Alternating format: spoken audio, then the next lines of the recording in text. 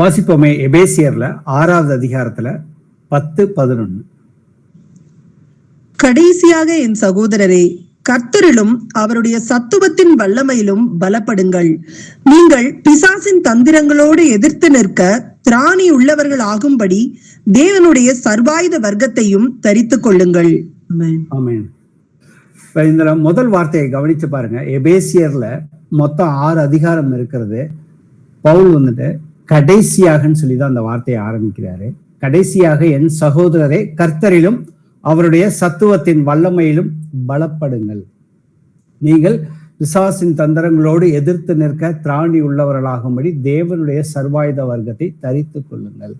அப்ப எபேசியர்ல முதல் அதிகாரத்துல இருந்து இந்த 6வது அதிகாரம் 9வது வசனம் வரைக்கும் நீங்க பார்த்தீங்கன்னாக்க, முதல் அதிகாரத்துல கர்த்தர் நாம எல்லோருமே சகலமும் கிறிஸ்துவுக்குள்ளாக, சுருக்கமாக நான் அதை சொல்றேன், கட்டப்பட வேண்டும் சொல்லி பவுல் ஒரு இன்ட்ரடக்ஷன்ல முதல் அதிகாரத்துல சொல்றாரு. அதுக்கப்புறம் நாம எப்படி எல்லாம் கட்டப்படுறோம், அதற்காக கர்த்தர் நம்மளை உலக தோற்றத்துக்கு முன்னாக நம்மளை தெரிந்து கொண்டிருக்கிறார்னு சொல்லி அந்த சபைக்காக கர்த்தர் நன்றியோட ஒரு ஜெபத்தை ஏறெடுக்கிறாரு. 2வது அதிகாரத்துல ஆவிக்குரிய ரீதியில நாம் எல்லோருமே மரணம் அடைந்தவர்கள் தான்.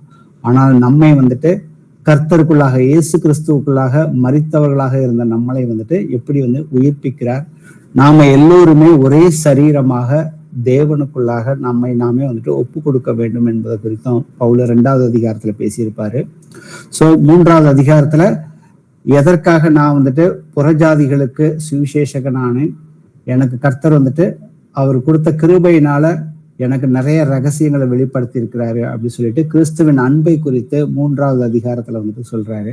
4வது அதிகாரத்துல கிறிஸ்துவுக்குள்ளாக நம்மளுடைய புதிய வாழ்வு எப்படி இருக்க வேண்டும், பழைய மனுஷனும் புதிய ஆவியையும் குறித்து, அந்த பழைய மனுஷனுடைய வாழ்க்கையில கெட்ட வார்த்தை, பலவிதமான பாவங்கள் நமக்குள்ளாக இருந்தது, அவைகளை எல்லாம் நாம் எவ்வாறு களைந்து விட்டு புதிய ஆவியை உடையவர்களாக நாம எப்படி இருக்க வேண்டும் என்பதை குறித்து 4வது அதிகாரத்துல பேசியிருக்கிறாரு. 5வது அதிகாரத்துல வெளிச்சத்தின் பிள்ளைகளாக நாம எப்படி நடக்கணும், அதற்குள்ள நாம பரிசுத்த ஆவிக்குள்ள எப்பொழுதுமே நிறைந்தவர்களாக சத்தியத்துக்குள்ள எப்பொழுதுமே நடக்க வேண்டும் என்பதை குறித்தும் சொல்லியிருப்பாரு. அதற்கு பின் பகுதியை பார்த்தோம்னா, ஒரு கணவனும் மனைவியும் எப்படி ஒருவரை நேசிக்க வேண்டும், எப்படி கீழ்ப்படிய வேண்டும் கர்த்தருக்குள்ளாக.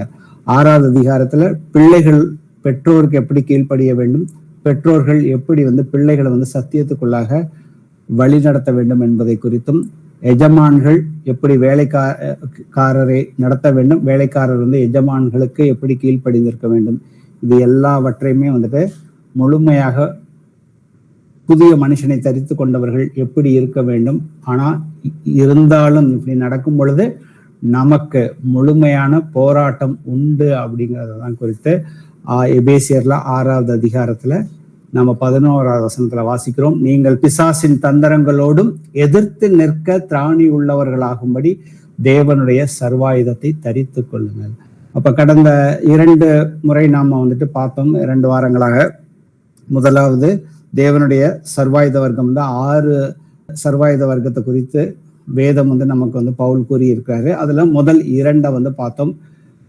சத்தியம் என்னும் கச்சையையும் நீதி என்னும் மாக கவசத்தை குறித்து ஏற்கனவே தியானித்தோம். இன்னைக்கு 3வது பகுதியை தியானிக்க போகிறோம். ஸோ அதற்கு முன்னாடி ஒரு சில விஷயங்களை நாம மறுபடியும் அதை ஞாபகப்படுத்தி கொண்டு அதோட சேர்த்து நாம இன்னைக்கு தியானித்து பார்ப்போம். கொலோசியர்ல முதல் அதிகாரத்துல 16வது வசனம்.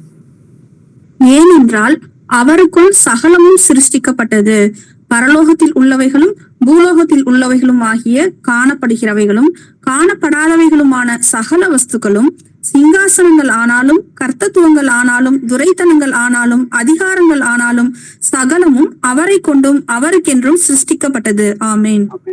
நாம இன்னைக்கு கண்ணால் பார்க்கிற இந்த உலகம், பூமியானதும் சரி, கண்களால் பார்க்க முடியாத ஒரு உலகம் இருக்குது, ஆவிக்குரிய உலகம் இருக்குது. சகலத்தையுமே கர்த்தர் அவருக்கென்று, அவரை கொண்டும் அவருக்கென்றும் சிருஷ்டிக்கப்பட்டிருக்குதுன்னு நம்ம இந்த வசனத்துல பார்க்கிறோம். அப்போ பூமியில ஒவ்வொரு நாட்டிலையும் ஒவ்வொரு ராஜ்யம் இருக்கிறப்ப, அந்த ராஜ்யம் நம்ம பிசிக்கலா பார்க்கிறப்ப, அந்த ராஜ்யத்தை ஆளக்கூடிய ஒரு மன்னரோ ஒரு பிரசிடென்ட்டோ ஒரு பிரைம் மினிஸ்டரோ இருக்கிறாங்க. அவர்களுக்கு கீழே நிறைய கவர்மெண்ட் ஹையரார்கி இருக்குது. அதே போலதான் வந்துட்டு காணப்படாத ஆவிக்குரிய ஒரு உலகம் இருக்குது. அந்த உலகத்திலேயே வந்துட்டு இதே போல வந்துட்டு ஒரு சாத்தானுடைய ராஜ்யம் இருக்குதுன்னு சொல்லி நமக்கு வேதத்துல அநேக புதிய ஏற்பாட்டுல நமக்கு வசனங்களும் இருக்கு. அதுல பழைய ஏற்பாட்டுல எடுத்துக்காட்டுகளுமே வந்து நிறைய வந்து இருக்கிறது. அப்ப பூமியில் தேவனுடைய ராஜ்யத்துக்கு உட்படுத்தப்பட்டவர்களாகிய நாம் எல்லோருமே வந்துட்டு பிரதிநிதிகளாக இருக்கிறோம். யாருடைய பிரதிநிதிகளாகவும் தேவனுடைய கர்த்தருடைய பிரதிநிதிகளாக நாம் அந்த பூமியிலே நாம இருக்கிறோம். ஆனால் சாத்தானால் ஆளப்படும் சாத்தான் வந்து ஒரு ராஜ்யம் வச்சிருக்கிறான். அந்த ராஜ்யம் எப்படி இருக்குனாக்கா ஒழுங்கமைக்கப்பட்டு எதிர்க்கும் ராஜ்யத்துடன் ஒரு முழுமையான ஒரு யுத்தத்துல நாம அனைத்து கிறிஸ்தவர்களும் ஈடுபட்டு இருக்கிறோம் என்பதை வந்துட்டு புரிந்து கொள்ள வேண்டும். அதை நாம் சிலர் ஏற்றுக்கொண்டாலும் ஏற்றுக்கொள்ளாட்டும் அதுதான் வந்துட்டு நிதர்சனமான உண்மை. ஆனா இந்த பிசாசின் ஆவிகள் எங்க இருக்குது? அது எல்லாம் வந்துட்டு பரலோகத்துல வந்து இருக்குது. பரலோகங்கிறது ஒன்றுக்கு மேற்பட்ட பரலோகங்கள் வானங்கள் இருக்குதுன்னு சொல்லி நமக்கு வசனங்கள் ஏற்கனவே நம்ம வாசிச்சிருக்கோம். அதை குறித்து இன்னும் ஒரு சில வசனங்களை வாசிப்போம். எபேசியர்ல 6வது அதிகாரத்துல 12வது வசனம். ஏனெனில் மாமிசத்தோடும் இரத்தத்தோடும் அல்ல, துரைத்தனங்களோடும் அதிகாரங்களோடும் இப்பிரபஞ்சத்தின் அந்தகார லோகாதிபதிகளோடும் வான மண்டலங்களில் உள்ள பொல்லாத ஆவிகளின் சேனைகளோடும் நமக்கு போராட்டம் உண்டு. ஆமென். இந்த வசனத்தின் மூலியமா பிசாசுடைய ராஜ்யம் எப்படி இருக்குதுனாக்க, ஏனெனில் மாமிசத்தோடும் இரத்தத்தோடும் அல்ல, துரைத்தனங்களோடும் அதிகாரங்களோடும் இப்பிரபஞ்சத்தின் அந்தகார லோகாதிபதிகளோடும் வான்மண்டலங்களில் உள்ள பொல்லாத ஆவிகளின் சேனைகளோடும் நமக்கு போராட்டம் உண்டுன்னு சொல்லிதான் வசனம் சொல்லுது. இதவே நம்ம வந்துட்டு இங்கிலீஷ்ல வாசிச்சு பார்த்தோம்னாக்க, for we wrestle not against flesh and blood but against the principalities, against the powers, against the rulers of the darkness of this world, against spiritual wickedness in the high places. அந்த சாத்தானுடைய ராஜ்யம் வந்துட்டு ஆளுகைக்கு கீழே வந்துட்டு அதற்கு கீழே அதிகாரங்கள் இருக்குது. அதுக்கு கீழே வந்துட்டு இன்னும் வந்து சிறிய ராஜாக்கள் இருக்கிறார்கள் சொல்லிதான் வந்துட்டு ரூலர்ஸ் இருக்கிறார்கள் என்று சொல்கிறது. அதுக்கு கீழே வந்துட்டு பிசாசின் ஆவிகள் இருக்குது. அது எல்லாமே வந்துட்டு வான் மண்டலங்களில் தான் இருக்குது. The wickedness in the high places, அதோடைய இருப்பிடம். ஏன்னா அதற்கு வந்துட்டு அந்த உடல்கள் எதுவுமே வந்து கிடையாது. ஆனா அது வந்து இயக்க வேண்டும். ஆனா அதுக்கு வந்து ஒவ்வொரு ஆவிகளுக்கும் ஒரு பர்சனாலிட்டி இருக்கு.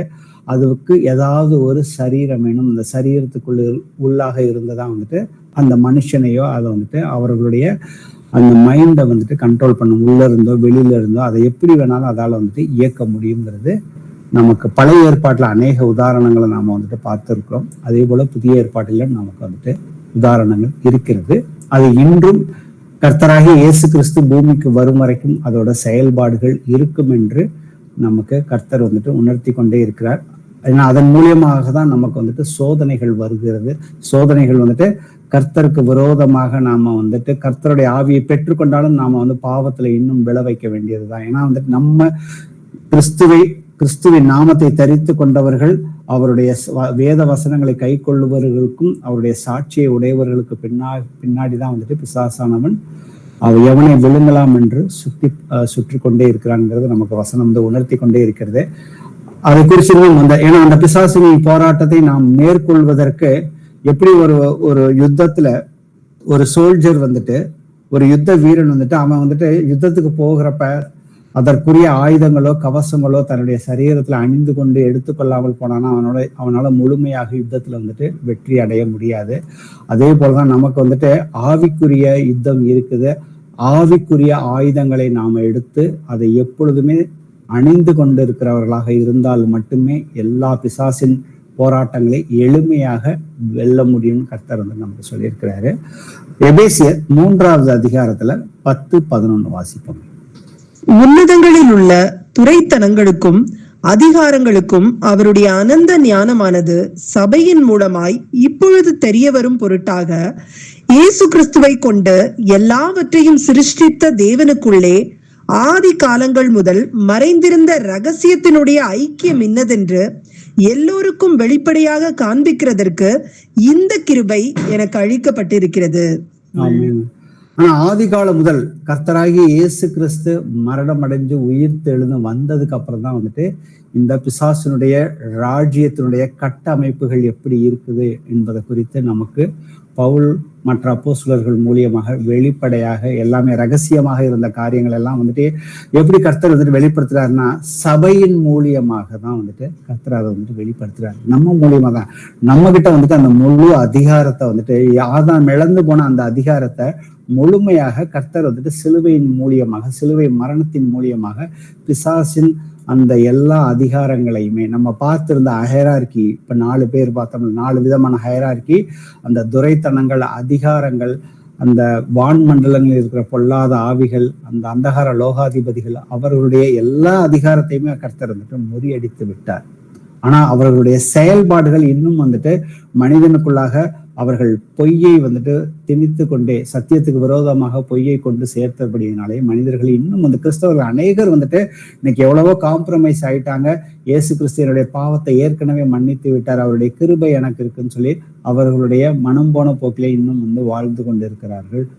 பேரளவுக்கு சபைக்கு போய் கொண்டு விசுவாசிகளாக மாத்திரமே இருக்கிறார்களே ஒழிய கர்த்தர் அவர்களை எல்லோரையுமே, நம்ம எல்லோரையுமே சீஷர்களாக இருப்பதற்கு மாத்திரமே அவர் வந்துட்டு நம்மை அழைத்திருக்கிறார். அதற்காகவே அவருடைய ஆவியை நமக்கு வந்துட்டு கொடுத்திருக்கிறார். அதற்காகவே அவர் தன்னுடைய ரத்தத்தை சிந்தி இருக்கிறார்.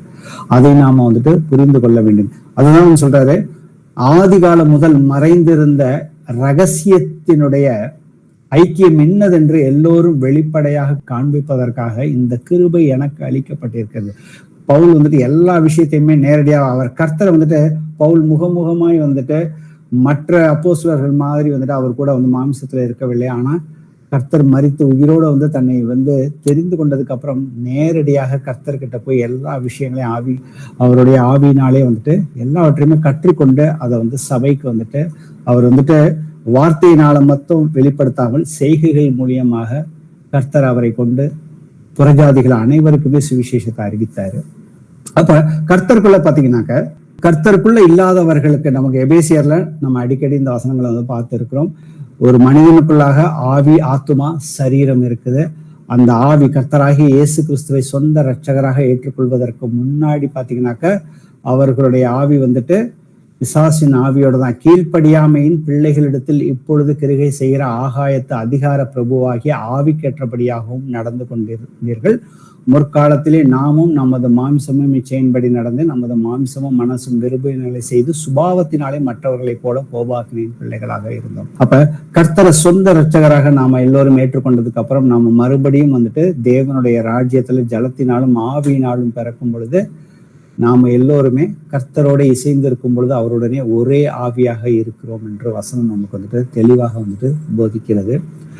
அப்ப பிசாசானவன் அவனும் ஒரு ஆவியா தான் இருக்கிறான். ஆனா நம்ம கண்களால் அவனை பார்க்க முடியாது. ஆனா அவன் எவனை விழுங்கலாமோ என்று 1 பேதுரு 5 சொல்லியிருக்கிற வசனம், உங்கள் எதிராளியாகிய பிசாசானவன் கர்ஜிக்கிற சிங்கம் போல எவனை விழுங்கலாம் என்று வகை தேடி சுற்றி திரிகிறான் என்று சொல்லியிருக்கிறப்ப, அப்ப நாம அவனை மேற்கொள்ளணும்னாக்க விசுவாசத்துல உறுதியா நிக்கணும். அதே போல அவன் உலகத்துல இருந்து நிறைய பொய்களை வந்துட்டு நம்ம சக மனிதர்களோடு, சகோதரர்களோடு யார் மூலியமாவது ஏதாவது ஒரு விதத்துல வஞ்சனையை கொண்டு வரும் பொழுது நாம அவனை எதிர்த்து நிக்கணும்னாக்க விசுவாசத்துல உறுதியாக இருக்கும். விசுவாசம் கேள்வினாலே வரும், கேள்வி தேவனுடைய வசனத்தினாலே வரும். ஆனா கர்த்தர் வந்துட்டு அவன் வந்துட்டு நமக்கு மேல, நாம பூமியில இருக்கிறோம், பிசாசானவன் வான் மண்டலங்களா இருக்கிறான். ஆனா கர்த்தர் அதற்கு மேலாக கர்த்தர் இருக்கிற இடத்துல நம்மளை வந்துட்டு எல்லா விதத்திலையும் ஆசீர்வதிச்சிருக்கிறாருங்கிற விஷயத்தை நம்ம வந்து பார்ப்போம். எபேசியர்ல 1:3 வாசிப்போம்.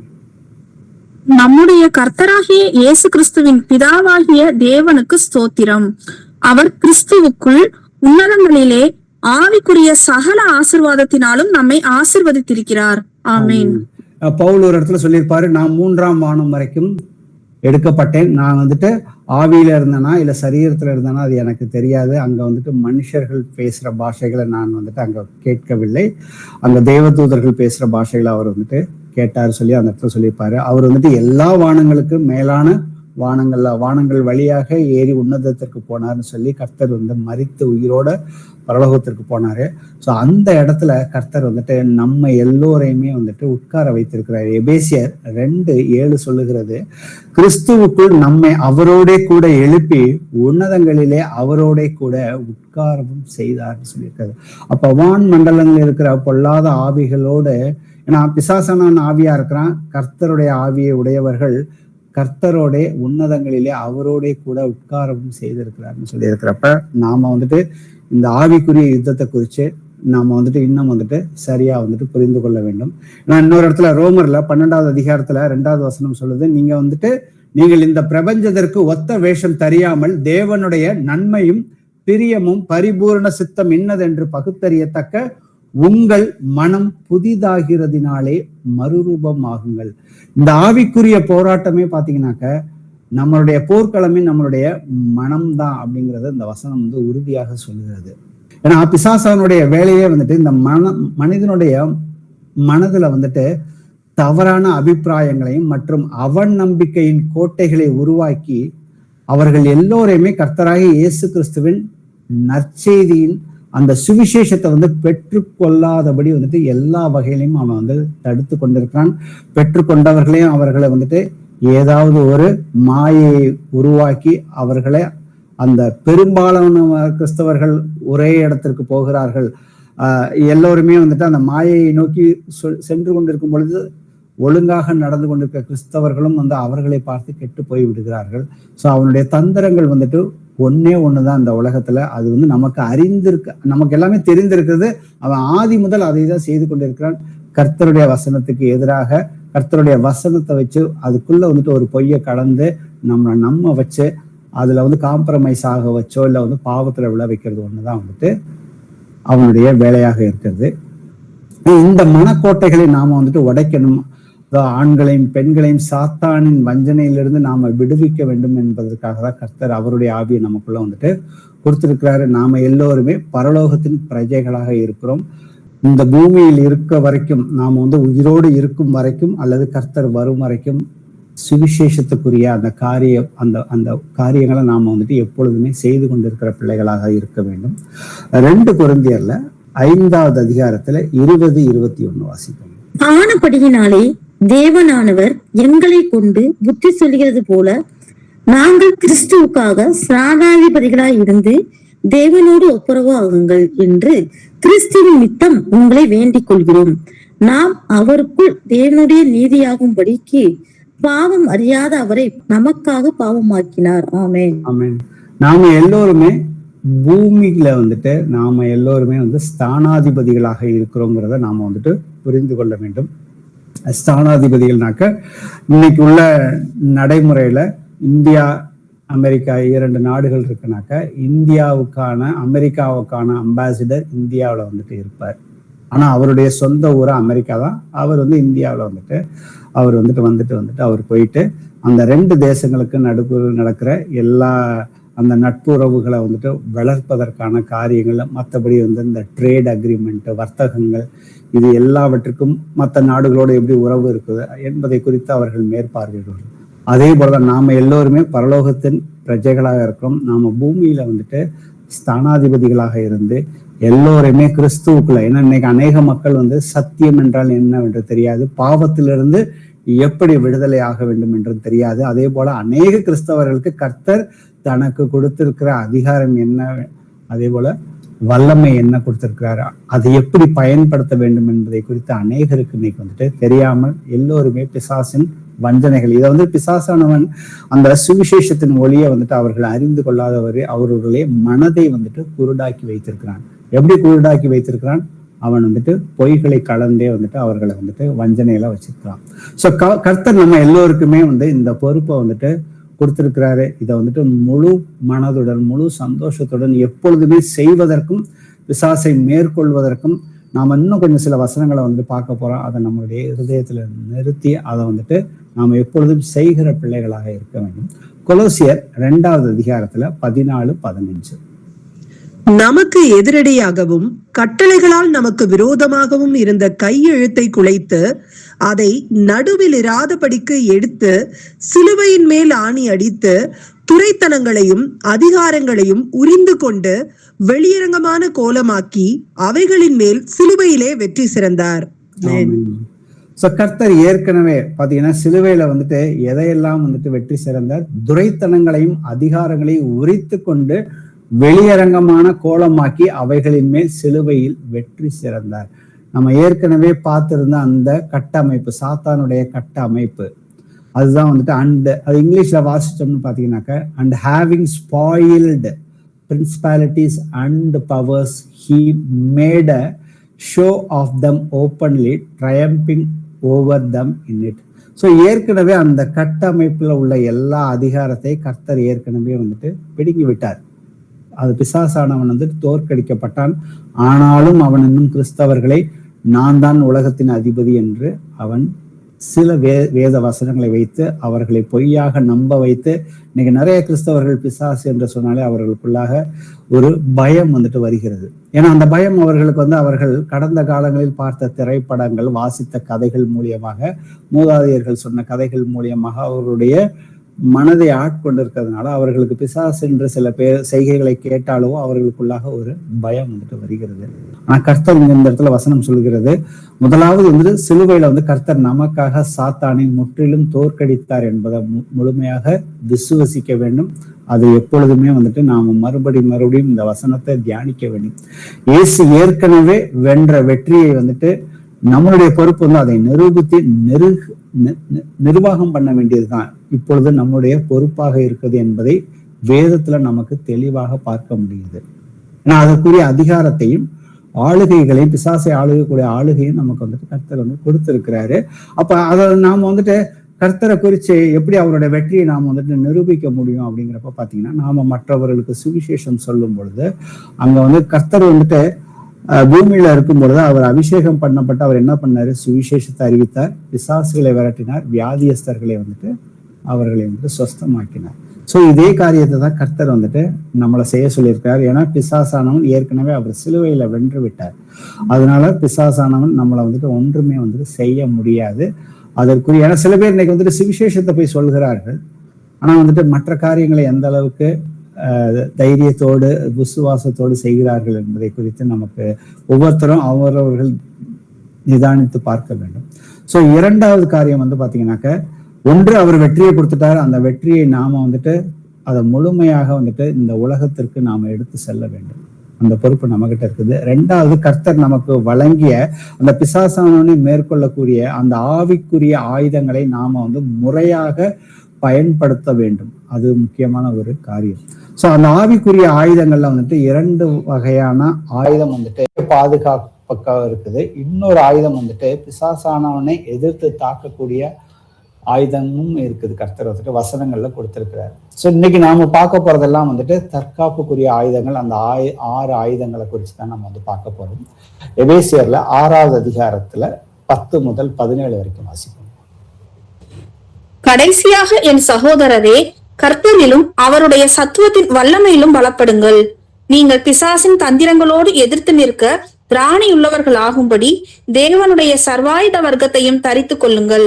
ஏனெனில் மாம்சத்தோடும் இரத்தத்தோடும் அல்ல, துரைத்தனங்களோடும் அதிகாரங்களோடும் இப்பிரபஞ்சத்தின் அந்தகார லோகாதிபதிகளோடும் வானமண்டலங்களில் உள்ள பொல்லாத ஆவிகளின் சேனைகளோடும் நமக்கு போராட்டம் உண்டு.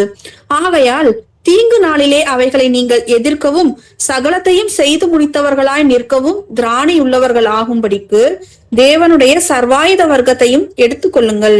சத்தியம் என்னும் கச்சையை உங்கள் அறையில் கட்டினவர்களாயும், நீதி என்னும் மார்க்கவசத்தை தரித்தவர்களாயும், சமாதானத்தின் சுவிசேஷத்திற்குரிய ஆயத்தம் என்னும் பாதரட்சையை கால்களிலே தொடுத்தவர்களாயும், பொல்லாங்கனியையும் அக்னி ஆஸ்திரங்களை எல்லாம் அவித்து போடத்தக்கதாய் எல்லாவற்றிற்கும் மேலாக விசுவாசம் என்னும் கேடகத்தை பிடித்து கொண்டவர்களாகவும் நில்லுங்கள். இரட்சண்யம் என்னும் தலை சீராவையும் தேவ வசனமாகிய ஆவியின் பட்டயத்தையும் எடுத்துக்கொள்ளுங்கள். ஆமீன். சோ கர்த்தர் நமக்கு எல்லா ஆயுதத்தையும் எடுத்துக்கொள்ளணும்னு சொல்லி நமக்கு கர்த்தர் கட்டளையை கொடுத்திருக்கிறாரு. 2 முறை 11, 13 இந்த 2 வசனங்களையும் தேவனுடைய சர்வாயுதத்தை சர்வாயுத வர்க்கத்தை எடுத்துக்கொள்ளுங்கன்னு தான் வந்து கர்த்தர் வந்து நமக்கு சொல்லியிருக்கிறார். அப்ப நாம எப்படி மாமிசத்துல மனிதர்கள் வந்துட்டு ஒரு யுத்தத்துக்கு போகும் பொழுது அவர்களுக்குரிய சரியான ஆயுதத்தை எடுத்துட்டு போனா மட்டும்தான் அவர்களை முதல்ல வந்துட்டு தன்னை தற்காத்து கொள்ள முடியும். அதே போல வந்துட்டு எதிரியை வந்துட்டு எதிர்த்தாக்குதலும் செய்ய முடியும். அதே போல நமக்கு ஆவிக்குரிய உலகம் இருக்குது. அந்த ஆவிக்குரிய உலகம் பிசாசு, கீழ்ப்படியாத ஆவிகள், எப்பொழுதுமே தேவனுடைய எல்லா செய்கைகளுக்கும் எதிர்த்து நிற்கிறவன். அவன் வந்து மனித குலத்தை வந்துட்டு அந்த ஆத்துமாக்களை கொள்ளையடித்து அவர்களை எல்லோரும் நரகத்துல கொண்டு போகிறதற்காகவே அவன் வந்துட்டு யுத்தம் செய்து கொண்டிருக்கிறான் தேவனோடு. அப்ப அதற்குரிய ஒரு குறிப்பிட்ட காலகட்டம் வரைக்கும் தான் அவனால வந்துட்டு அந்த யுத்தம் செய்ய முடியும். அவனால அந்த குறிப்பிட்ட காலம் வந்துட்டு நெருங்கி விட்டது என்பதை அவன் அறிந்து இன்னும் அதிவேகமாக யார் யாரெல்லாம் கர்த்தருடைய நாமத்தின் மேல விசுவாசம் வைத்து ஞானஸ்தானம் எடுத்து அவருடைய வசனத்தை கை கொண்டு ஊழியம் செய்கிறவர்களுக்கு பின்னாடி, சாட்சிய உடையவர்களுக்கு பின்னாடியும் போய் அவர்களை எவனை வந்துட்டு எப்படியாவது விழுங்க வேண்டும் என்பதற்காக அவன் யுத்தத்துல இருக்கிறான். அந்த யுத்தத்துல நாம ஜெயிக்கிறதுக்கு அந்த 6 விஷயங்களை இங்க வந்துட்டு இந்த வசனங்களை வந்துட்டு நாம் வந்துட்டு பார்த்தோம்.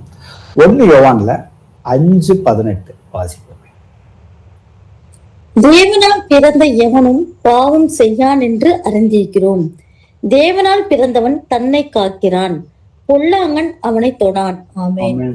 அப்ப நமக்கு மேலே குறிப்பிட்ட முன்னாடி முந்தின வசனத்துல வாசிச்ச சர்வாயுத வர்க்கத்தை நாம சரியா வந்துட்டு தரித்து கொண்டு அதை நாம பயன்படுத்த ஆரம்பிச்சோம்னாக்க பொல்லாங்கன் வந்துட்டு நம்மளை வந்துட்டு மேற்கொள்ளவே முடியாது. நம்மளுடைய சரீரத்துல நம்மளுடைய மனதிலையும் வந்துட்டு அவன் வந்துட்டு உள்ள புகுந்து எதையுமே செய்ய முடியாதுன்னு சொல்லி இந்த வசனம் வந்துட்டு தெளிவாக இருக்குது. தேவனால் பிறந்தவன் தன்னை காக்குறான்னு சொல்லி வசனம் வந்து இங்க இருக்கிறது. ஸோ அந்த பொறுப்பை கர்த்தர் நம்ம கிட்ட தான் வந்துட்டு முழுமையாக வந்துட்டு கொடுத்துருக்கிறாருங்கிறத நாம உணர்ந்து கொள்ள வேண்டும். இன்னைக்கு நிறைய பேர் நமக்கு ஒரு பிரச்சனை வரப்ப ஏசப்பா எனக்கு இந்த பிரச்சனையிலிருந்து விடுதலையை கொடுங்க அப்படின்னு சொல்லி நாம கேட்டுக்கிட்டே இருக்கோம். ஆனா கர்த்தர் ஏற்கனவே உன்னதங்களிலே ஆவிக்குரிய சகல ஆசீர்வாதத்தை கர்த்தர் நமக்கு வந்துட்டு கொடுத்திருக்கிறார். இந்த உலகத்துல நாம எந்த ஒரு பிரச்சனைகளை மேற்கொண்டாலும் தேவனுடைய வசனத்தை ஆராய்ந்து பார்த்தோம்னா, அதன்படி கீழ்ப்படிந்து நாம நடக்க ஆரம்பிச்சோம்னாக்க நம்மளால எல்லா பிரச்சனையிலிருந்து வெளியில வர முடியும். அதற்கு ஒரு நீடிய பொறுமை வேணும். என்ன நீடிய பொறுமையினாலே நீங்கள் வந்துட்டு ரட்சிப்பை சுதந்திரித்துக் கொள்ள முடியும் என்று கர்த்தர் சொல்லியிருக்கிறாரு. 1 யோவான்ல 2வது அதிகாரத்துல 13-14 வாசிப்போம். பிதாக்களே, ஆதி முதல் இருக்கிறவரை நீங்கள் அறிந்திருக்கிறதினால் உங்களுக்கு எழுதுகிறேன். வாலிபரே, பொல்லாங்கனை நீங்கள் ஜெயித்ததினால் உங்களுக்கு எழுதுகிறேன். பிள்ளைகளே, நீங்கள் பிதாவை அறிந்திருக்கிறதினால் உங்களுக்கு எழுதுகிறேன். பிதாக்களே, ஆதி முதல் இருக்கிறவரை நீங்கள் அறிந்திருக்கிறதினால் உங்களுக்கு எழுதுகிறேன். வாலிபரே, நீங்கள் பலவான்களாய் இருக்கிறதினாலும் தேவ வசனம் உங்களில் இளைத்திருக்கிறதினாலும் நீங்கள் பொல்லாங்கனை ஜெயித்ததினாலும் உங்களுக்கு எழுதுகிறேன். வாலிபரே, பொல்லாங்கனை நீங்கள் ஜெயிச்சதினால் உங்களுக்கு எழுதுகிறேன்னு சொல்லி முதல் வசனம் 13வது வசனம் சொல்லுது. இந்த 14வது வசனத்துல 2வது பகுதி, வாலிபரே பலவான்களாய் இருக்கிறதினாலும் தேவ வசனம் உங்களில் நிலைத்திருக்கிறதினாலும் நீங்கள் பொல்லாங்கனை ஜெயிச்சதினாலும் நான் உங்களுக்கு எழுதுகிறேன்னு சொல்லியிருக்காரு. அப்ப பொல்லாங்கனை, பிசாசனுடைய சோதனைகளை நாம வந்துட்டு வெல்ல முடியும்னாக்க இந்த சர்வாயுத வர்க்கமும் வேணும். தேவனுடைய தேவனுடைய வசனத்தை நாம சரியா வந்துட்டு படித்து தியானித்து அதை கை கொள்ள ஆரம்பிச்சோம்னாக்க அந்த சர்வாயுத வர்க்கம் நமக்குள்ள எப்பொழுதுமே வந்துட்டு தரித்து கொண்டவர்களாகவே இருப்போம். நாம எப்பொழுதுமே யுத்தத்தில் இருக்கிறவர்களாக தான் இருப்போம். ஏன்னா நமக்கு வந்து முதல் வசனம் பார்த்தீங்கன்னாக்க நமக்கு எபேசியர்ல நம்ம வாசிச்சப்ப பார்த்தீங்கன்னா எதற்காக இந்த ஆயுதங்களை வந்துட்டு நம்ம அணிந்து கொள்ள வேண்டும் என்று பார்த்தீங்கன்னா எபேசியர் 6:13 ஆகையால் தீங்கு நாளிலே அவைகளை நீங்கள் எதிர்க்கவும் சகலத்தையும் செய்து முடித்தவர்களாய் நிற்கவும் திராணி உள்ளவர்களாக இருக்கும்படிக்கு தேவனுடைய சர்வாயுத வர்க்கத்தை எடுத்துக்கொள்ளுங்கன்னு சொல்லியிருக்கிறாரு. அப்ப ஒரு யுத்த வீரன் வந்துட்டு யுத்தத்துல போகிறப்ப அவனுடைய ஏதாவது ஒரு ஆயுதம் வந்து ஒழுங்கா வந்து வேலை செய்யலைனாக்க அவனால யுத்தத்துல வந்துட்டு அவனுக்கு திராணியே இருக்காது. ரொம்ப நேரம் நீடிச்சு நிற்க முடியாது. அவன் வந்து பின்வாங்கி போயிடுவான். இல்லைனாக்கா யுத்தத்துல தோல்வியற்று இல்ல மரணமே அடையிறதுக்கு வாய்ப்பு இருக்குது. அப்ப தீங்கு நாள் என்பது அப்படின்னு பாத்தீங்கன்னாக்க ஒவ்வொரு கிறிஸ்தவரும் கடந்து செல்லக்கூடிய ஒரு சோதனையான ஒரு நேரத்தையே வந்துட்டு குறிக்கிறது.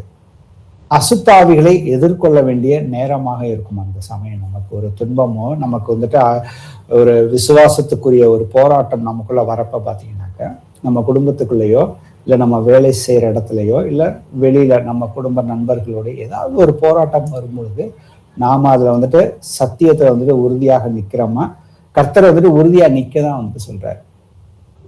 அப்ப நமக்கு சத்தியம் வந்துட்டு தெளிவா வந்துட்டு தெரியணும். ஏன்னா நம்முடைய விசுவாசம் சோதிக்கும் பொழுது நாம எப்படி இருக்க வேண்டும்னாக்கா, பொறுமையோட இருந்து வெற்றி கொண்டால் அசுத்தாவிகள் நமக்கு எதிராக கொண்டு வரும் எல்லா பிரச்சனைகளிலிருந்து விடுதலை அடைந்து விடுவோம்.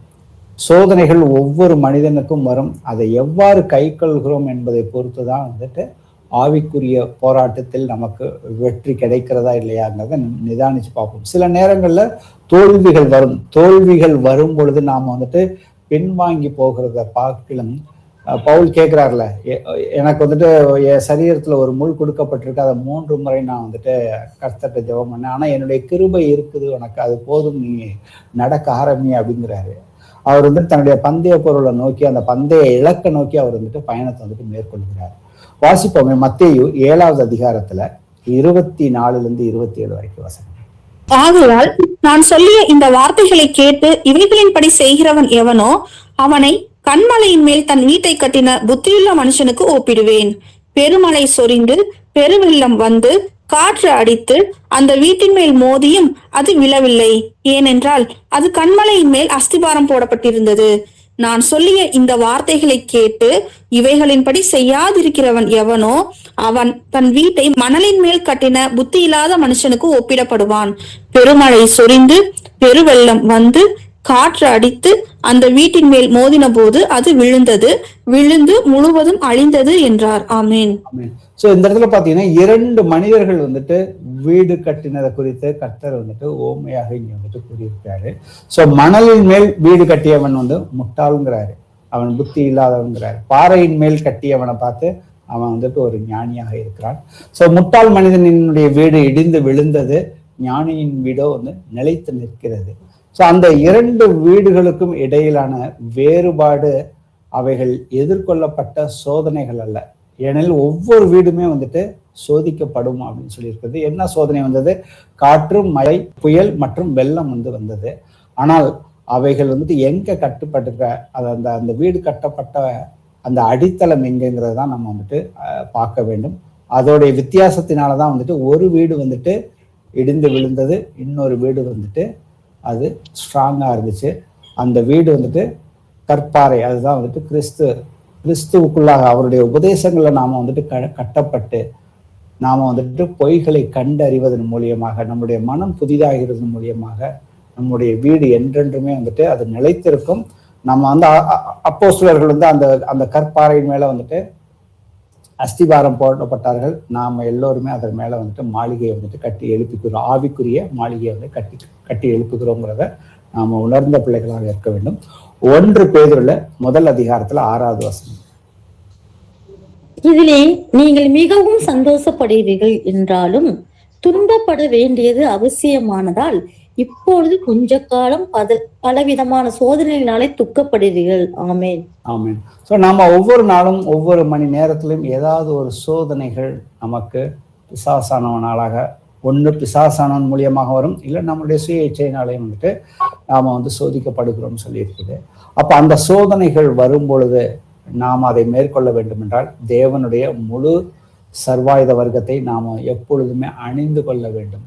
அப்ப பவுல் வந்துட்டு அவர் எதுக்கு வந்துட்டு அவருடைய காலத்துல ரோம சோல்ஜர்கள், அவர்களுடைய யுத்த வீரர்கள், ரோமனிய யுத்த வீரர்கள் வந்துட்டு அவர்களுடைய அந்த கவசங்களை குறிச்சுதான் வந்துட்டு இங்க எழுதியிருக்கிறாரு. சத்தியம் என்னும் கச்சை, நீதி என்னும் மார்க்கவசம், சமாதானத்தின் சுவிசேஷத்துக்குரிய ஆயத்தம் என்னும் பாதரட்சை காலில் தொடுத்தவர்களாயும், விசுவாசம் என்னும் கேடகம், இரட்சணியம் என்னும் தலைசீராவையும், தேவ வசனமாகிய ஆவியின் பட்டியத்தையும்.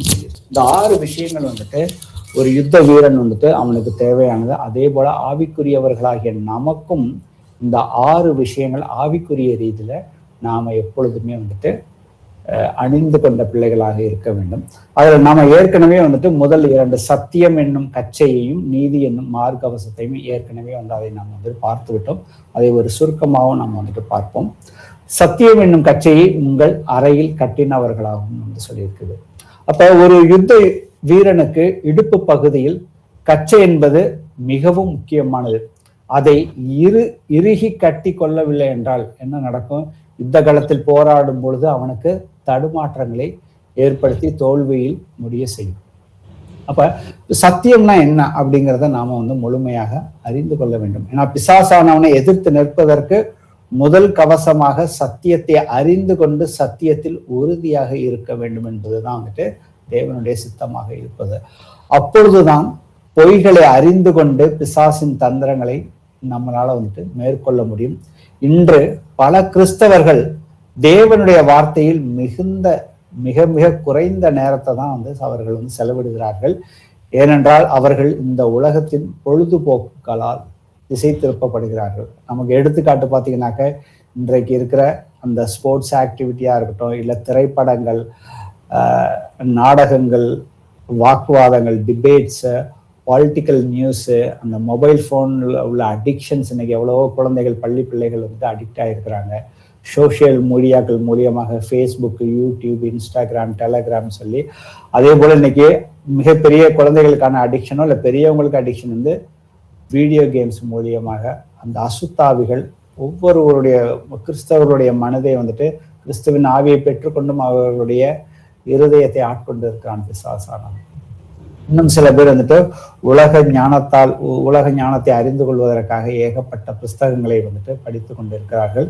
ஏன்னா பைபிள் ஒண்ணு போதுன்னு சொல்லியிருக்கார் கர்த்தர். இந்த என்னுடைய வார்த்தையை நீங்க நிதானித்து படித்து தியானித்து பாருங்கள், நீங்கள் செய்வதெல்லாம் வாய்க்குன்னு சொல்லி சங்கீதம் 1 அதிகாரத்துல 1 முதல் 3 வரைக்கும் உள்ள வசனங்கள் தெளிவாக இருக்கிறது. ஆனா சாத்தான் இன்று கிறிஸ்தவர்களை அப்பட்டமான ஒரு பொய்களினால எளிதாக மேற்கொள்கிறான். சத்தியத்துக்கு விரோதமாக பொய்களை உண்மை என்று நம்ப வைத்து கிறிஸ்தவர்களை பாவ வழியில் உணர்வற்றவர்களாக இருக்க செய்வதுதான் பிசாசுடைய தந்திரமாக இருக்கிறது. கிறிஸ்தவர்கள் என்று சொல்லிக் கொள்ளும் பலர் இன்று தேவனுடைய வார்த்தையை படிப்பதை விட 4-5 மடங்கு அதிகமாக ஊடகங்களையும் மீடியாக்கள் மேலேயும் அவர்களுடைய கவனத்தை, நேரத்தையும் அவர்கள் செலுத்தி இருக்கிறார்கள். ஆனால் சத்தியத்தை நாம் அறிந்து கொள்ளும் பொழுது சத்தியம் நம்மளை பாவத்திலிருந்து விடுதலை ஆக்குகிறது. பாவத்திலிருந்து நாம் விடுதலை ஆகும் பொழுது பரிசுத்தமாக்கப்படுகிறோம், நீதிமான்களாக்கப்படுகிறோம். நீதிமான்களுடைய ஜபத்தை கர்த்தர் எப்பொழுதுமே கேட்பதற்கு ரெடியா இருக்கிறாருங்கிறத யாருமே புரிந்து கொள்வதில்லை. சத்திய வசனங்களை ஆராய்ந்து பார்க்கும் பொழுது நித்திய ஜீவன் உண்டான வழிகள் எல்லாம் நம்மளால அறிந்து கொண்டு பொய்களை கலைந்து விட வேண்டும். பொய்கள், ஏன்னா சத்தியம் தெரிந்தால் மட்டும்தான் பொய் என்னதென்று ஈஸியா நம்மளால பகுத்தறிந்து கொண்டு அந்த பொய்யான வழிகளை நாம எல்லாம் விட்டுட்டு ஜீவ வழியில் நடக்க பரிசுத்த ஆவியானவர் நம்ம எப்பொழுதுமே சகல சத்தியத்தில் வழி நடத்துவதற்கு அவர் வல்லவராகவே இருக்கிறார். அப்ப நாம சத்தியத்தின் மேல ஏன்னா கர்த்தராய் இயேசு கிறிஸ்துவுக்கு முதல் அந்த 40 நாள் உபவாசம் இருந்து பிசாசானவனால சோதனை வரும் பொழுது அவர் தேவனுடைய வசனத்தை வைத்துதான் அவர் 3 சோதனைகள் வந்த பொழுதும் பழைய ஏற்பாட்டுல உபாகமத்துல இருக்கிற அந்த வசனங்களை கொண்டுதான் பிசாசானவனுக்கு பதில் சொன்னாரு. அதுக்கு மேல அவனால நிக்க முடியல. ஏன்னா அங்க போய் பிசாசோட அவர் எந்த ஒரு வாக்குவாதம் எதுவுமே செய்யல. பிசாசானவன் சோதனையை கொண்டு வரும் பொழுது அவர் தேவனுடைய வசனத்தை எடுத்து வைக்கிறாரு. அதற்கு மேல அங்க ஒரு பேச்சே இல்லை. பிசாசானவனால அந்த வசனத்துக்கு எதிர்த்து நிக்கவே முடியாது. ஏன்னா பிசாசானவன் தேவனுக்கு கீழாக உள்ளவன். சோ சத்தியத்தை நாம எப்பொழுதுமே நாம கச்சையிலே அணிந்தவர்களாக இருக்க வேண்டும். 2வது விஷயம், நீதி என்னும் மார்க்கவசத்தை தரித்தவர்களாகவும் சொல்லி வசனம் சொல்லுகிறது. சோ நீதி என்னும் மார்க்கவசத்தை அணியாமல் நான் தரித்து கொள்ளாமல் பிசாசுனுடைய ஆவிக்குரிய யுத்தத்தில் போரிட்டு வெற்றி அடையவே முடியாது. ஒரு யுத்த வீரனுக்கு இன்னைக்கு இருக்கிற யுத்த வீரர்களுக்கு இன்னைக்கு எல்லாருமே துப்பாக்கி தான் வச்சுட்டு இன்னைக்கு முக்காவாசி தரைப்படையில சண்டை நடக்கிறது. அவர்கள் யுத்தத்துல போகும் பொழுது அவர்களை மார்பகத்தை குண்டு தொலைக்காத அந்த மார்பு கவசம் மிகவும் முக்கியமானது. அப்படி இல்லைனாக்கா அவங்க இருதயத்துல குண்டடி பட்டுச்சுனாக்கா அவர்கள் எளிதாக தோற்று விடுவார்கள். அதாவது குறைந்த நேரங்களிலே அவர்கள் இறந்து போய் விடுவார்கள். 1 யோவான் 2:29 சொல்லுகிறது, அவர் நீதி உள்ளவராய் இருக்கிறார் என்று உங்களுக்கு தெரிந்திருப்பதனால் நீதியை செய்கிற எவனும் அவரில் பிறந்தவன் என்று அறிந்திருக்கிறீர்கள். அப்படிங்கிறப்ப இந்த வசனத்தின்படி பாத்தீங்கன்னாக்க கர்த்தரை ஏற்றுக்கொண்டவர்களுக்குள்ளாக என்ன இருக்கிறது? தேவனுடைய ராஜ்யம் உங்களுக்குள் இருக்கிறது. அதனாலதான் வந்துட்டு கர்த்தருடைய ஆவியானவர் எனக்குள்ள இருக்கும் பொழுது நாம எல்லோருமே தேவனுடைய ராஜ்யத்துக்குரிய பிரஜைகளாக இருக்கிறோம். கர்த்தருக்குள்ள மறுபடியும் நான் பிறந்த பிறகு இயேசு கிறிஸ்துவை என்னுடைய பிதாவாகவும் சொந்த இரட்சகராகவும் ஏற்றுக்கொண்ட பிறகு என்னுடைய குணாதிசயங்கள், என்னுடைய பண்புகள், என்னுடைய அணுகுமுறைகள் கர்த்தரை போல மாறி இருக்கிறதா இல்லையா அப்படிங்கிறத நாம நிதானிக்க வேண்டும். நான் 2 கொரிந்தியர் 5:21 சொல்லுது, நாம் அவருக்குள் தேவனுடைய நீதியாகும்படி பாவம் அறியாத அவரை நமக்காக பாவம் ஆக்கினார். சோ தேவனால் பிறந்தவன் எவனும் பாவம் செய்யான், ஏனெனில் அவருடைய வித்து அவனுக்குள் தரித்திருக்கிறது, பாவம் செய்ய மாட்டான் என்று சொல்லியிருக்கிறப்ப சோ எப்பொழுதுமே நமக்கு வந்துட்டு நீதி வந்துட்டு தேவனுடைய நீதி வந்துட்டு நமக்குள்ள எப்பொழுதுமே தரித்தவர்களா இருக்க வேண்டும். ஏன்னா பிசாசானவன் எப்பொழுதுமே நம்ம வந்துட்டு குற்றம் கண்டுபிடிக்கிறவனாக குற்றம் சுமத்துகிறவனாவே இருக்கிறான். அப்ப நமக்கு வந்துட்டு நம்மளை குறிச்சு யாருமே, நம்மளை வீட்டாரோ மற்ற யாருமே நம்மளை வந்துட்டு குற்றம் சொல்லாதபடிக்கு நான் வந்து வெளிச்சத்துல நடக்கிற பிள்ளைகளாக இருக்க வேண்டும். சோ இப்பொழுது வாசிப்போமே எபேசியர்ல 6:15. சமாதானத்தின் சுவிசேஷத்திற்குரிய ஆயத்தம் என்னும் பாதரட்சையை கால்களிலே தொடுத்தவர்களாயும். ஆமென். அப்ப சமாதானத்துக்குரிய சுவிசேஷம் கர்த்தராகிய இயேசு கிறிஸ்துவை பற்றி அந்த சுவிசேஷத்தை நாம வந்துட்டு எப்பொழுதுமே அதை வந்துட்டு தயாரிப்போட இருக்கணும். நாம வந்துட்டு இன்னைக்கு கர்த்தருக்குள்ள பிள்ளைகள் ஆகிட்டோம். அந்த சமாதானத்துக்குரிய சுவிசேஷம் அதுக்குரிய அர்த்தமே அப்படின்னு பாத்தீங்கன்னாக்க, இன்னைக்கு நாம கீழ்ப்படியாதவர்களுக்கோ இல்ல சத்தியம் அறியாதவர்களுக்கு சத்தியத்தை நாம வந்துட்டு சரியான முறையில வந்துட்டு சொல்லணும். அவர்களுக்கு நாம சத்தியத்தை சொல்லும் பொழுது அவர்கள் அதற்கு ஏற்றுக்கொண்டு அவர்களுக்கு கீழ்ப்படியும் பொழுது அவர்களுக்கு முதல்ல கிடைக்கிறது என்னது? அவர்களுடைய இருதயத்துக்கு சமாதானம் தான். அவர்களுக்கு வந்துட்டு தேவ சமாதானம் அவர்களுடைய இருதயத்துக்கு கிடைக்கிறது. அதை நாம இன்னைக்கு அநேகர் வந்துட்டு பார்த்திருப்போம். அந்த அனுபவம் நமக்கு வந்துட்டு இருக்குது. இன்னைக்கு நமக்கு வந்துட்டு சத்தியத்தை இருளில் இருக்கும் பொழுது நமக்கு சத்தியம் சொல்லி அதை ஏற்றுக்கொண்ட பொழுது நமக்கு எப்படி வந்துட்டு இருதயத்துல ஒரு சந்தோஷம். ஏன்னா கர்த்தருக்குள்ள எப்பொழுதும் சந்தோஷமாக இருங்கள், மறுபடியும் சந்தோஷமாக இருங்கன்னு சொல்லியிருக்கிறப்ப அந்த ஞானஸ்தானம் எடுத்து அந்த பெற்ற அனுபவம் மறுபடியும் பிறந்ததுக்கு அப்புறம் கர்த்தருக்குள்ள பிறந்திருக்கிறப்ப நமக்கு கிடைக்கிற அந்த சந்தோஷம், அந்த சமாதானம். அப்ப நாம சுவிசேஷத்தை சொல்லும் பொழுது நமக்கு கிடைக்கக்கூடிய வாய்ப்புகள், ஒரு நபர் இன்னைக்கு பார்க்கிறப்ப அவரை என்னைக்கு பார்க்க போறோம்னு நமக்கு வந்துட்டு தெரியாது. கிடைக்கிற வாய்ப்பு சரியா நாம வந்துட்டு பயன்படுத்திக்கிறதுக்கு நம்மை நாமே வந்துட்டு அந்த ஆயத்தம் படுத்தி கொள்ள வேண்டும். கிறிஸ்துவின் பிரஜைகளாக நாம வந்துட்டு ஸ்தானாதிபதிகளாக இருக்கும் போதுனாக்க கிறிஸ்து அவருடைய சித்தம் எது இல்லை என்று அறிந்து கொண்டு நாம மற்றவர்களை என்ன சொன்னார் கர்த்தர் வந்துட்டு, நீங்க உலகம் எங்கும் போய் நற்செய்தியை அறிவித்து ஞானஸ்தானம் கொடுத்து நீங்க ஒவ்வொருத்தரையும் வந்துட்டு சீஷர் ஆக்குன்னு சொல்லிக்கிறாரு. நான் உங்களுக்கு கற்றுக் கொடுத்தவைகளை அவர்கள் கை கொள்ளணும்னு வந்து கர்த்தர் வந்து சொல்லியிருக்கிறாரு. அப்ப அதை நாம எப்படி செய்ய முடியும்? நாம வந்துட்டு ஒவ்வொரு விஷயங்களையும் வந்துட்டு நாம நற்செய்தியை குறித்து அந்த புத்திசாலித்தனமான, ஏன்னா சும்மா சாதாரணமா நம்ம வசனத்தை படித்து நம்மளால வந்துட்டு நமக்கு அநேகர் இன்னைக்கு வந்துட்டு வேற்று மதத்தினர் நம்மளை கேள்வி கேட்கும் பொழுது நாம பதில் சொல்வதற்கு கடமைப்பட்டுள்ளவர்களாக இருக்கிறோம். இன்னைக்கு எவ்வளவோ கிறிஸ்தவர்களால வந்துட்டு நிறைய விஷயங்கள்ல வந்துட்டு அவர்கள் வந்துட்டு கேள்விக்கு பதில் சொல்ல முடியாத நிலைமையில இன்னைக்கு கிறிஸ்தவர்கள் இருக்கிறார்கள். அவர்கள் நம்பிக்கையை குறித்து முழுமையாக பிதா குமாரன் பரிசுத்தாவினா என்ன, யார் அப்படின்னாக்க தெரியாது. அவர் வந்துட்டு இன்னைக்கு இன்னைக்கு கிறிஸ்தவத்துக்குள்ளே வந்துட்டு வெவ்வேறு டினாமினேஷனல் சபைகள் உருவாகி இருக்குது. ஒவ்வொருத்தரும் ஒவ்வொரு உபதேசங்களை வைத்து இன்னைக்கு வந்துட்டு கேள்விகள் வரும் பொழுது அவர்களுக்கு நாம சத்தியம் சொல்லும் பொழுது நாம சரியா சொல்வதற்கு நம்மை நாமே வந்துட்டு ஆயத்தம் படுத்தி கொள்ள வேண்டும். அது வந்துட்டு தேவனுடைய சித்தமாக இருக்கிறது. ஆயத்தம் என்பது வேதத்தை படிப்பது, ஒன்றுனா தியானிக்கணும், வேத வாக்கியங்களை வந்துட்டு நாம வந்து ஒன்று மனப்பாடம் செய்வது, அதே போல நற்செய்தி யார் என்ன கேள்வி கேட்டாலும் அதை வந்துட்டு சரியாக வந்துட்டு நாம வந்துட்டு சொல்லுவதற்கு ரெடியாக இருக்க வேண்டும். அதனாலதான் வந்துட்டு சமாதானத்தின் சுவிசேஷம்னு சொல்லியிருக்காரு. மத்தேயுல 10வது அதிகாரத்துல 12-13 வாசிப்போம். ஒரு வீட்டுக்குள் பிரவேசிக்கும் போது அதை வாழ்த்துங்கள். அந்த வீடு பாத்திரமா இருந்தால் நீங்கள் கூறின சமாதானம் அவர்கள் மேல் வரக்கடவது. அபாத்திரமா இருந்தால் நீங்கள் கூறின சமாதானம் உங்களிடத்திற்கு திரும்ப கடவது. ஆமீன்.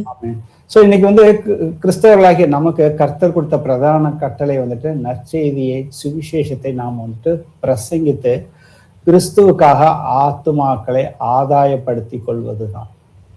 அதுதான் வந்துட்டு நம்மளுடைய பிரதானமான முதல் வேலை. கர்த்தருக்காக நாம் வந்துட்டு செய்ய வேண்டும்.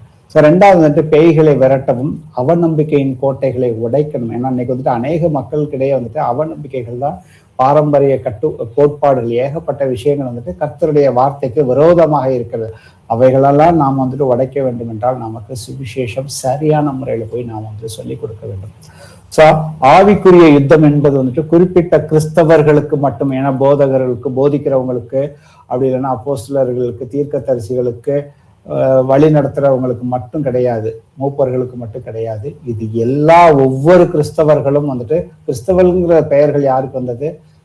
சீஷர்களுக்கு தான் வந்துட்டு கிறிஸ்தவர்கள் என்ற பெயர் வந்திருக்குது. இன்னைக்கு யாரெல்லாம் இன்னைக்கு இந்த காலில் இயேசு கிறிஸ்தவ நாமத்தை தரித்து கொண்டவர்கள், இதை யாரெல்லாம் கேட்க போகிறார்களோ அவர்கள் எல்லோருக்குமே வந்துட்டு ஆவிக்குரிய யுத்தம் இருக்கிறது, பிசாசுடைய போராட்டம் இருக்கிறது என்றுதான் வந்துட்டு வேதம் நமக்கு கற்பிக்கிறது.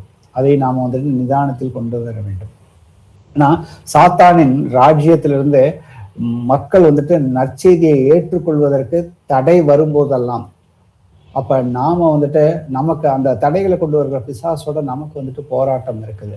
அந்த போராட்டத்துல நாம வெற்றி அடைவதற்கு, தகுதி உள்ளவர்களாக இருப்பதற்கு நாம வேதத்தை ஆராய்ந்து பார்க்க வேண்டிய பொறுப்பு நம்ம ஒவ்வொருத்தர்கிட்ட இருக்குது.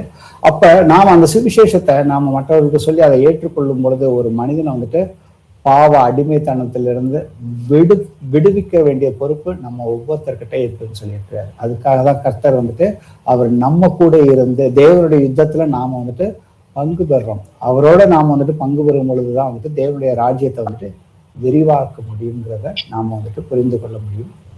1 பேதுருல 3வது அதிகாரத்துல 15வது வசனம். கர்த்தராகிய தேவனை உங்கள் இருதயங்களில் பரிசுத்தம் பண்ணுங்கள். உங்களில் இருக்கிற நம்பிக்கையை குறித்து உங்களிடத்தில் விசாரித்து கேட்கிற யாவருக்கும் சாந்தத்தோடும் வணக்கத்தோடும் உத்தரவு சொல்ல எப்பொழுதும் ஆயத்தமாயிருங்கள். ஆமென். ஆமென். அப்ப நாம எப்பொழுதுமே சாத்தான் பிடியில இருக்கிற மக்களை, பாவத்தில் இருக்கிற மக்களை விடுவிப்பதற்காக சுவிசேஷத்தை அறிவிக்க வேண்டும். இந்த அநேக சபைகள்ல பாத்தீங்கன்னாக்க பிசாசுகளை விரட்டுவதற்கு, அற்புத அடையாளங்களை செய்வதற்கு முன்னுரை கொடுக்கிறார்கள். ஆனா வந்துட்டு அந்த பிசாசு அவர்களை விட்டு அந்த நேரத்துல போகிறது. ஆனா அந்த போன பிசாசுக்கு முழுமையாக அவர்களுக்கு விடுதலை வர வேண்டும் என்றால் அவர்களுக்கு சரியான சுவிசேஷத்தை வந்துட்டு சொல்லி அவர்கள் எல்லாரையுமே வந்துட்டு கர்த்தருக்குள்ள வந்துட்டு வழி நடத்த வேண்டும். அப்படி சுவிசேஷத்தை பிரசங்கிக்காவிட்டால் வந்துட்டு என்னாகும்? அவர்களுக்கு அந்த அசுத்தாவிகள் அப்பொழுது வெளியே போகும். ஆனால் அவர்கள் முழுமையான அந்த பாவ பிடியிலிருந்து விடுதலை ஆவதற்கு வந்துட்டு அந்த வாய்ப்புகள் வந்துட்டு குறைவாகவே இருக்கிறது. ஸோ அதற்காக தான் கர்த்தர் நமக்கு எல்லா அதிகாரத்தையும் வந்து கொடுத்திருக்கிறாரு. மத்தேயு 28 18-20 வரைக்கும் வாசி. அப்பொழுது இயேசு சமீபத்தில் வந்து அவர்களை நோக்கி, வானத்திலும் பூமியிலும் சகல அதிகாரமும் எனக்கு கொடுக்கப்பட்டிருக்கிறது. ஆகையால் நீங்கள் புறப்பட்டு போய் சகல ஜாதிகளையும் சீஷராக்கி பிதா, குமாரன், பரிசுத்த ஆவியின் நாமத்திலே அவர்களுக்கு ஞானஸ்தானம் கொடுத்து, நான் உங்களுக்கு கட்டளையிட்ட யாவையும் அவர்கள் கை கொள்ளும்படி அவர்களுக்கு உபதேசம் பண்ணுங்கள். இதோ உலகத்தின் முடிவு பரியந்தம் சகல நாட்களிலும் நான் உங்களுடனே கூட இருக்கிறேன் என்றார். ஆமென். ஆமென். அப்ப கர்த்தர் நமக்கு சகல அதிகாரத்தை சிலுவையின் மரணத்தின் மூலியமாக, அவருடைய உயிர்த்தெழுதல் மூலியமாக நமக்கு வந்துட்டு ஏற்கனவே கொடுத்து விட்டார். அதை நாம எப்பொழுதுமே விசுவசிக்க வேண்டும். அப்ப விசுவசித்து ஒரு நபர்கிட்ட வந்துட்டு சுவிசேஷம் அறிவிக்காமல் அவர்களுக்கு உள்ள அந்த பிரச்சனைகள், அந்த அசுத்தாவிகளையோ அந்த நோயிலிருந்து கர்த்தராகி இயேசு கிறிஸ்துவின் நாமத்தினால நாம விடுதலை பெற்றுக்கொண்டால் அந்த விடுதலை வந்து அவர்களுக்கு ஒரு தற்காலிகமான ஒரு தீர்வு இல்லாமல் வந்துட்டு வேற அந்த நபர்களுக்கு வந்து அந்த அந்த கிறிஸ்துவை பற்றி அந்த முழுமையான அந்த அறிவையும் ஞானத்தையும், அவர்கள் அந்த சுவிசேஷத்தை, கர்த்தரை ஏன் விசுவசிக்க வேண்டும், அந்த எல்லாவற்றையும் நம்ம வந்து முழுமையாக அவர்களுக்கு கற்றுக் கொடுத்து கை கொள்ள வைக்க வேண்டும். அப்படி கை கொள்ள வைக்கவில்லைன்னா என்ன நடக்கும்? மத்தேயுல 12வது அதிகாரத்துல 43-45 வரைக்கும்.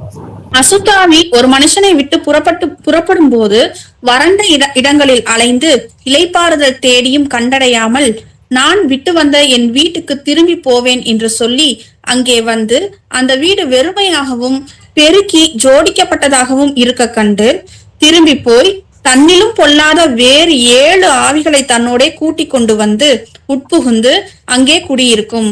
அப்பொழுது அந்த மனுஷனுடைய முன் நிலைமையிலும் அவன் பின் நிலைமை அதிக கேடுள்ளதா இருக்கும்.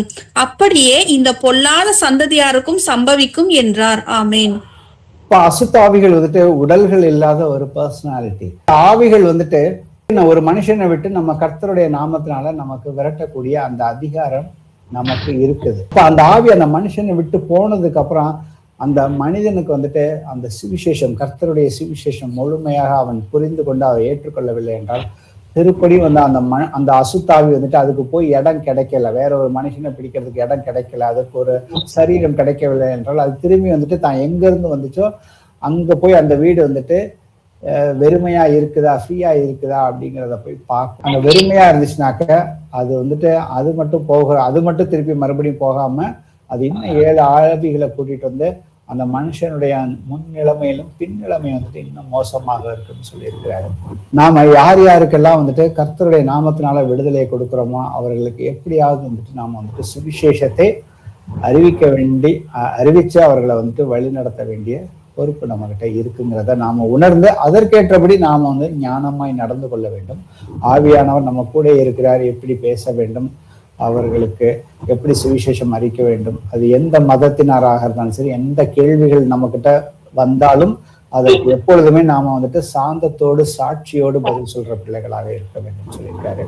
1 யோவான் 4வது அதிகாரத்தில் 4வது வசனம். பிள்ளைகளே, நீங்கள் தேவனால் உண்டாயிருந்து அவர்களை ஜெயித்தீர்கள், ஏனெனில் உலகத்தில் இருக்கிறவனிலும் உங்களில் இருக்கிறவர் பெரியவர். ஆமென். ஆமா.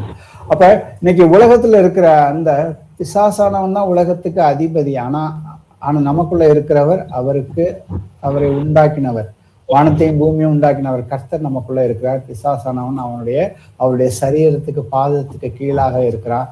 நாம எல்லோருமே கர்த்தருடைய சரீரத்துக்குள்ள ஒவ்வொரு அவயங்களாக இருக்கிறோம். அப்ப பிசாசானவன் குறித்து நாம எந்த விதத்திலையும் வந்துட்டு பயப்படாம வந்துட்டு சுவிசேஷம் அறிவிப்பதுல வந்துட்டு நம்ம வந்துட்டு நம்மளுடைய நோக்கம் வந்துட்டு மனிதர்களை வந்துட்டு பாவத்திலிருந்து விடுதலை ஆக்க வேண்டும். அந்த எளிமையான சுவிசேஷத்தை போய் நாம வந்துட்டு கொண்டு போய் சேர்க்க வேண்டும் வந்துட்டு பவுல் வந்துட்டு எந்த அளவுக்கு வந்துட்டு அவருடைய ஒவ்வொரு நிரூபங்களையும் அவர் எழுதியிருப்பாரு. ரோமர்ல 1:16 வாசிப்போம். கிறிஸ்துவின் சுவிசேஷத்தை குறித்து நான் வெட்கப்படேன். முன்பு யூதரிலும் பின்பு கிரேக்கரிலும் விசுவாசிக்கிறவன் எவனோ அவனுக்கு ரட்சிப்பு உண்டாவதற்கு அது தேவ பலனாய் இருக்கிறது. ஆமென். ஆமென். சோ எதற்காக இங்க வந்து பவுல் வந்துட்டு சுவிசேஷத்தை குறித்து வெட்கப்பட மாட்டேன் என்று சொல்லுகிறார். அதை நிதானிச்சு பார்ப்போம். ஏன்னா கர்த்தர் கொடுத்த அந்த 2வது கட்டளை, நீ உன்னை நேசிப்பது போல் உன் அயலானை நேசி அப்படின்னு சொல்லியிருக்காரு. பவுல் வந்துட்டு எல்லா சத்தியங்களையும் அவர் பழைய ஏற்பாட்டுகளை வந்துட்டு கரைச்சு குடிச்சு அதுக்காக வைராக்கியம் பாராட்டினவர். அதற்கப்புறம் கர்த்தர் அவரை தெரிந்து கொண்டதுக்கு அப்புறம் அவர் வந்துட்டு கர்த்தருடைய சுவிசேஷத்துக்காக வைராக்கியமா எந்த அளவுக்கு நின்னார். அவர் தான் வந்துட்டு அடிகள் வாங்கினதுல, மாம்சத்துல அடி வாங்கினதுல அவர் தான் மற்றவர்களை பார்க்கலும் அவர் அதிகமாக வேதனைப்பட்டார், அடி வாங்கினாருங்கிற விஷயங்களை நம்ம வந்துட்டு நம்மளால வந்துட்டு 2 கொரிந்தியர் வாசிச்சு பார்த்தோம்னா தெரியும். 12வது அதிகாரத்துல 11-12 எல்லாம் வாசிச்சு பார்த்தோம்னா தெரியும்.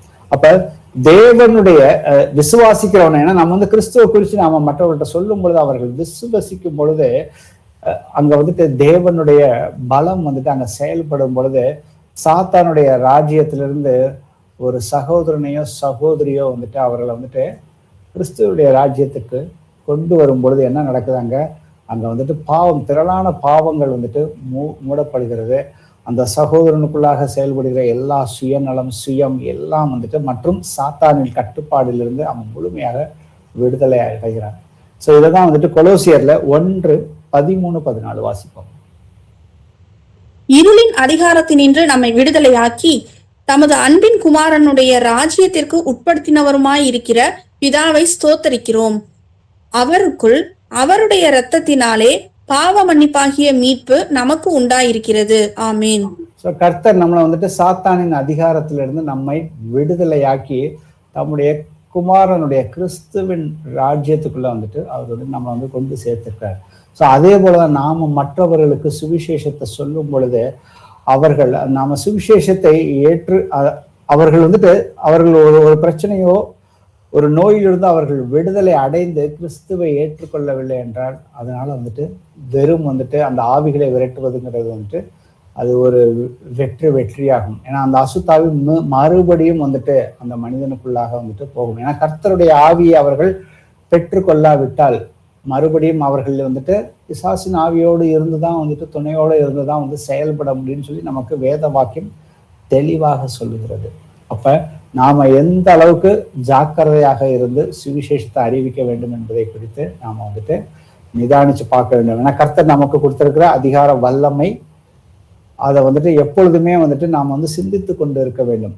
அப்பொழுதுதான் வந்துட்டு சுவிசேஷத்தை நாம சொல்லும் பொழுது வெறும் சுவிசேஷம் வாயின் வார்த்தை மாத்திரமல்லாம தேவ பலமாக இருக்கிறதுங்கிறது சொல்லியிருக்காரு. ரோமர்ல 15வது அதிகாரத்துல 18 22 வரைக்கும் வாசிப்போம்.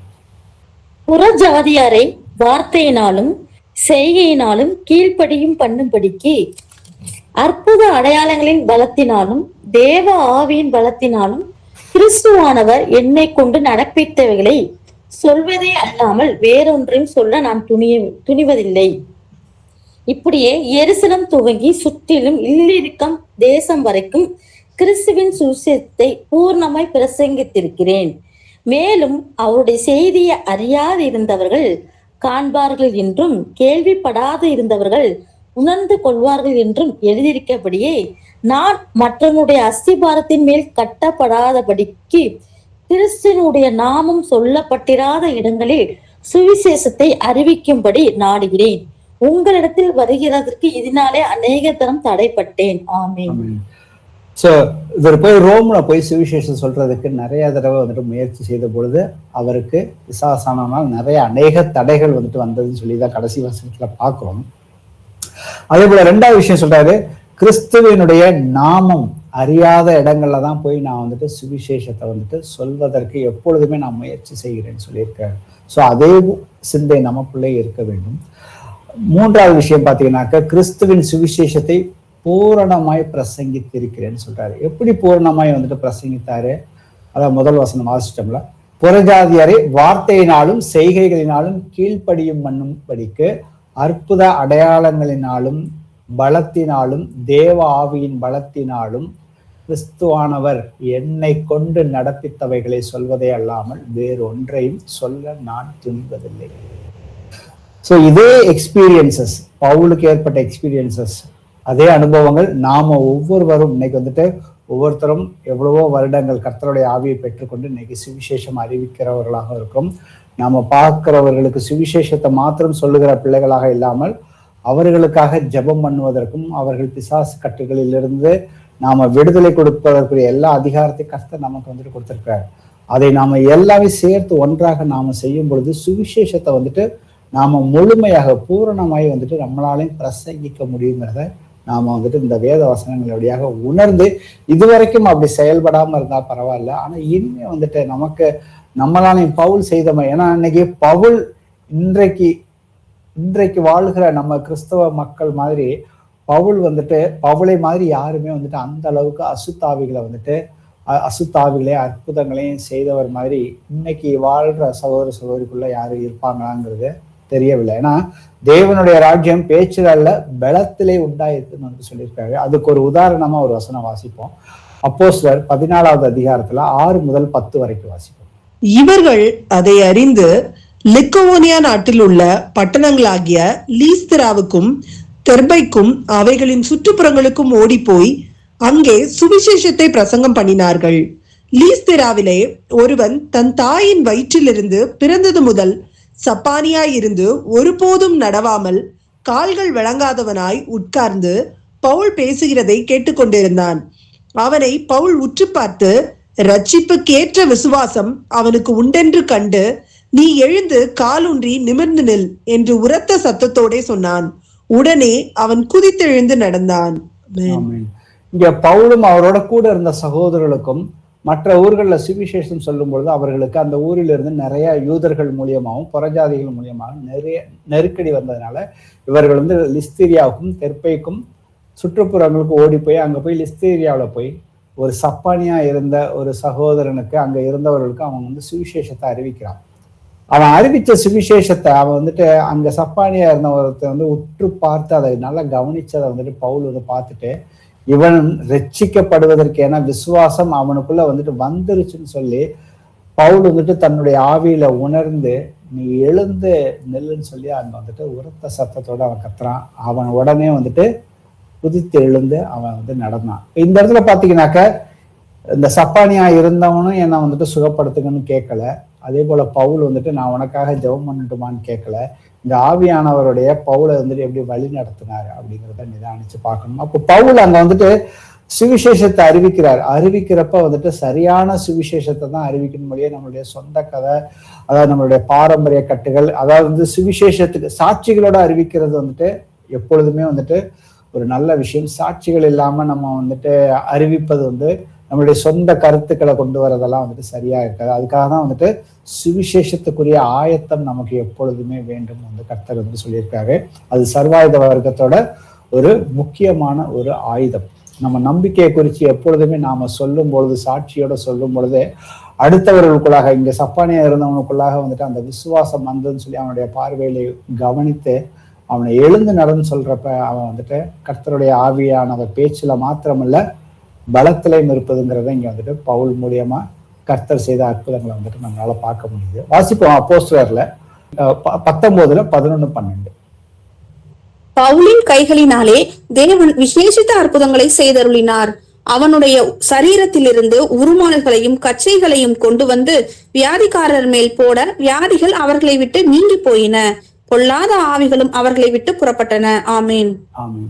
அப்ப பாத்தீங்கன்னா இந்த இடத்துல பாத்தீங்கன்னா தன்னுடைய அந்த கர்ச்சிப்பு, அந்த இடைக்கச்சை, விதவிதமான விதங்கள்ல வந்துட்டு பவுல் வந்துட்டு பிசாசுகளையும் அசுத்தாவிகளையும் வந்துட்டு விரட்டினாருங்கிறத இந்த வசனத்தின் மூலியமா நாம வந்துட்டு புரிந்து கொள்ள முடியும். அதே மாதிரி நம்மளாலேயும் வந்துட்டு கண்டிப்பா செய்யக்கூடிய எல்லா தகுதியுமே வந்துட்டு கர்த்தர் வந்துட்டு கொடுத்துருக்காரு.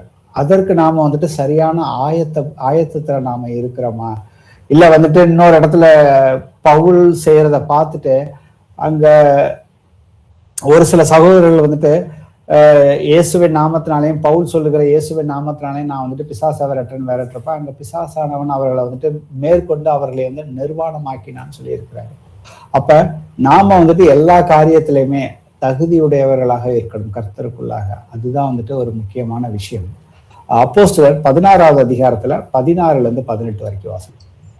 நாங்கள் ஜெபம் பண்ணுகிற இடத்துக்கு போகையில் குறி சொல்ல ஏவுகிற ஆவியை கொண்டிருந்து குறி சொல்லுகிறதினால் தன் எஜமான்களுக்கு மிகுந்த ஆதாயத்தை உண்டாக்கின ஒரு பெண் எங்களுக்கு எதிர்பட்டாள். அவள் பவுலையும் எங்களையும் பின்தொடர்ந்து வந்து, இந்த மனுஷர் உன்னதமான தேவனுடைய ஊழியக்காரர், ரட்சிப்பின் வழியை நமக்கு அறிவிக்கிறார்கள் என்று சத்தமிட்டாள். இப்படியே அநேக நாள் செய்து கொண்டு வந்தாள். பவுல் சினம் கொண்டு திரும்பி பார்த்து, நீ இவளை விட்டு புறப்படும்படி இயேசு கிறிஸ்துவின் நாமத்தினாலே உனக்கு கட்டளையிடுகிறேன் என்று அந்த ஆவியுடனே சொன்னான். அந்த நேரமே அது புறப்பட்டு போயிற்று. ஆமேன். ஆமேன். இந்த வசனத்தை நாம வந்து படிச்சு பார்த்தப்ப பவுல் வந்துட்டு அந்த பெண்ணிடம் அசுத்தாவி இருப்பதை வந்துட்டு கண்டவுடன் அதை வந்துட்டு அவர் பவுல் வந்து விரட்டவே இல்லை. அது பல நாட்களாக அவர் பவுல் வந்துட்டு காத்து கொண்டிருந்தார். அது வரைக்கும் என்ன சொன்னாரு, பவுலுடைய கவனம் முழுக்க பாத்தீங்கன்னாக்க சுவிசேஷத்தை வந்துட்டு அங்க இருக்கிற மக்களுக்கு வந்துட்டு பிரசங்கிச்சு அதுல இருக்கிற மக்களை வந்துட்டு இருளில் இருக்கிறவங்களை எல்லாம் வந்துட்டு மீட்டெடுப்பதற்காக அவருடைய கவனம் முழுக்க வந்துட்டு சுவிசேஷத்தை போதிப்பதற்காகவே தான் வந்துட்டு இருந்துச்சு. ஆனா ஒரு ஸ்டாண்டுக்கு மேல ஒரு நேரத்துக்கு அப்புறம் ரொம்ப வந்துட்டு சுவிசேஷத்துக்கு வந்துட்டு தடையை ஏற்படுத்தும் பொழுதுதான் வந்துட்டு பவுல் பாத்தீங்கன்னாக்க அந்த பிசாசை வந்துட்டு விரட்டுறாரு.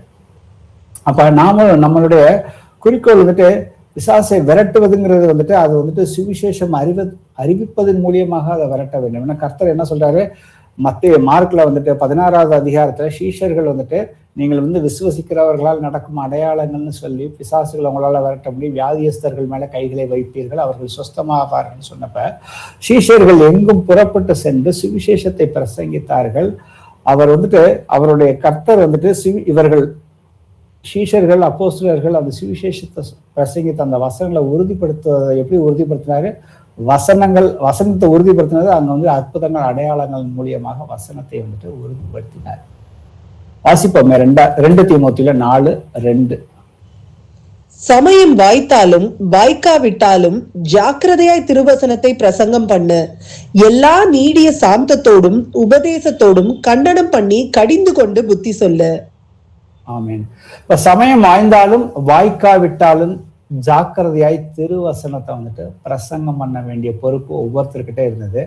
பவுல் வந்துட்டு எந்த அளவுக்கு உச்சகட்டத்துல போய் அவர் வந்துட்டு பிரசங்கம் பண்ணார் அப்படிங்கிறதுக்கு ஒரு உதாரணத்துக்குரிய வசனத்தை வாசிப்போம். அப்போஸ்தலர்ல 26வது அதிகாரத்துல 23 to 29 வரைக்கும். தீர்க்கதரிசிகளும் மோசேயும் முன்னுமே சொல்லியிருந்தபடியே கிறிஸ்து பாடுபட வேண்டியது என்றும் மரித்தோர் உயிர்த்தெழுதலில் அவர் முதல்வராகி சுய ஜனங்களுக்கும் அந்நிய ஜனங்களுக்கும் ஒளியை வெளிப்படுத்துகிறவர் என்றும் சொல்லுகிறேனே அன்றி வேறொன்றையும் நான் சொல்லுகிறதில்லை என்றான். இவ்விதமாய் அவன் தனக்காக உத்தரவு சொல்லுகையில் பெஸ்து உரத்த சத்தமாய், பவுலே, நீ பிதற்றுகிறாய், அதிக கல்வி உனக்கு பைத்தியம் உண்டாக்குகிறது என்றான். அதற்கு அவன், கனம் பொருந்திய பெஸ்துவே, நான் பைத்தியக்காரன் அல்ல, சத்தியமும் சொஸ்த புத்தியும் உள்ள வார்த்தைகளை பேசுகிறேன். இந்த சங்கதிகளை ராஜா அறிந்திருக்கிறார், ஆகையால் தைரியமாய் அவருக்கு முன்பாக பேசுகிறேன். இவைகளில் ஒன்றும் அவருக்கு மறைவானதல்லவென்று எண்ணுகிறேன். இது ஒரு மூலையில் நடந்த காரியம் அல்ல.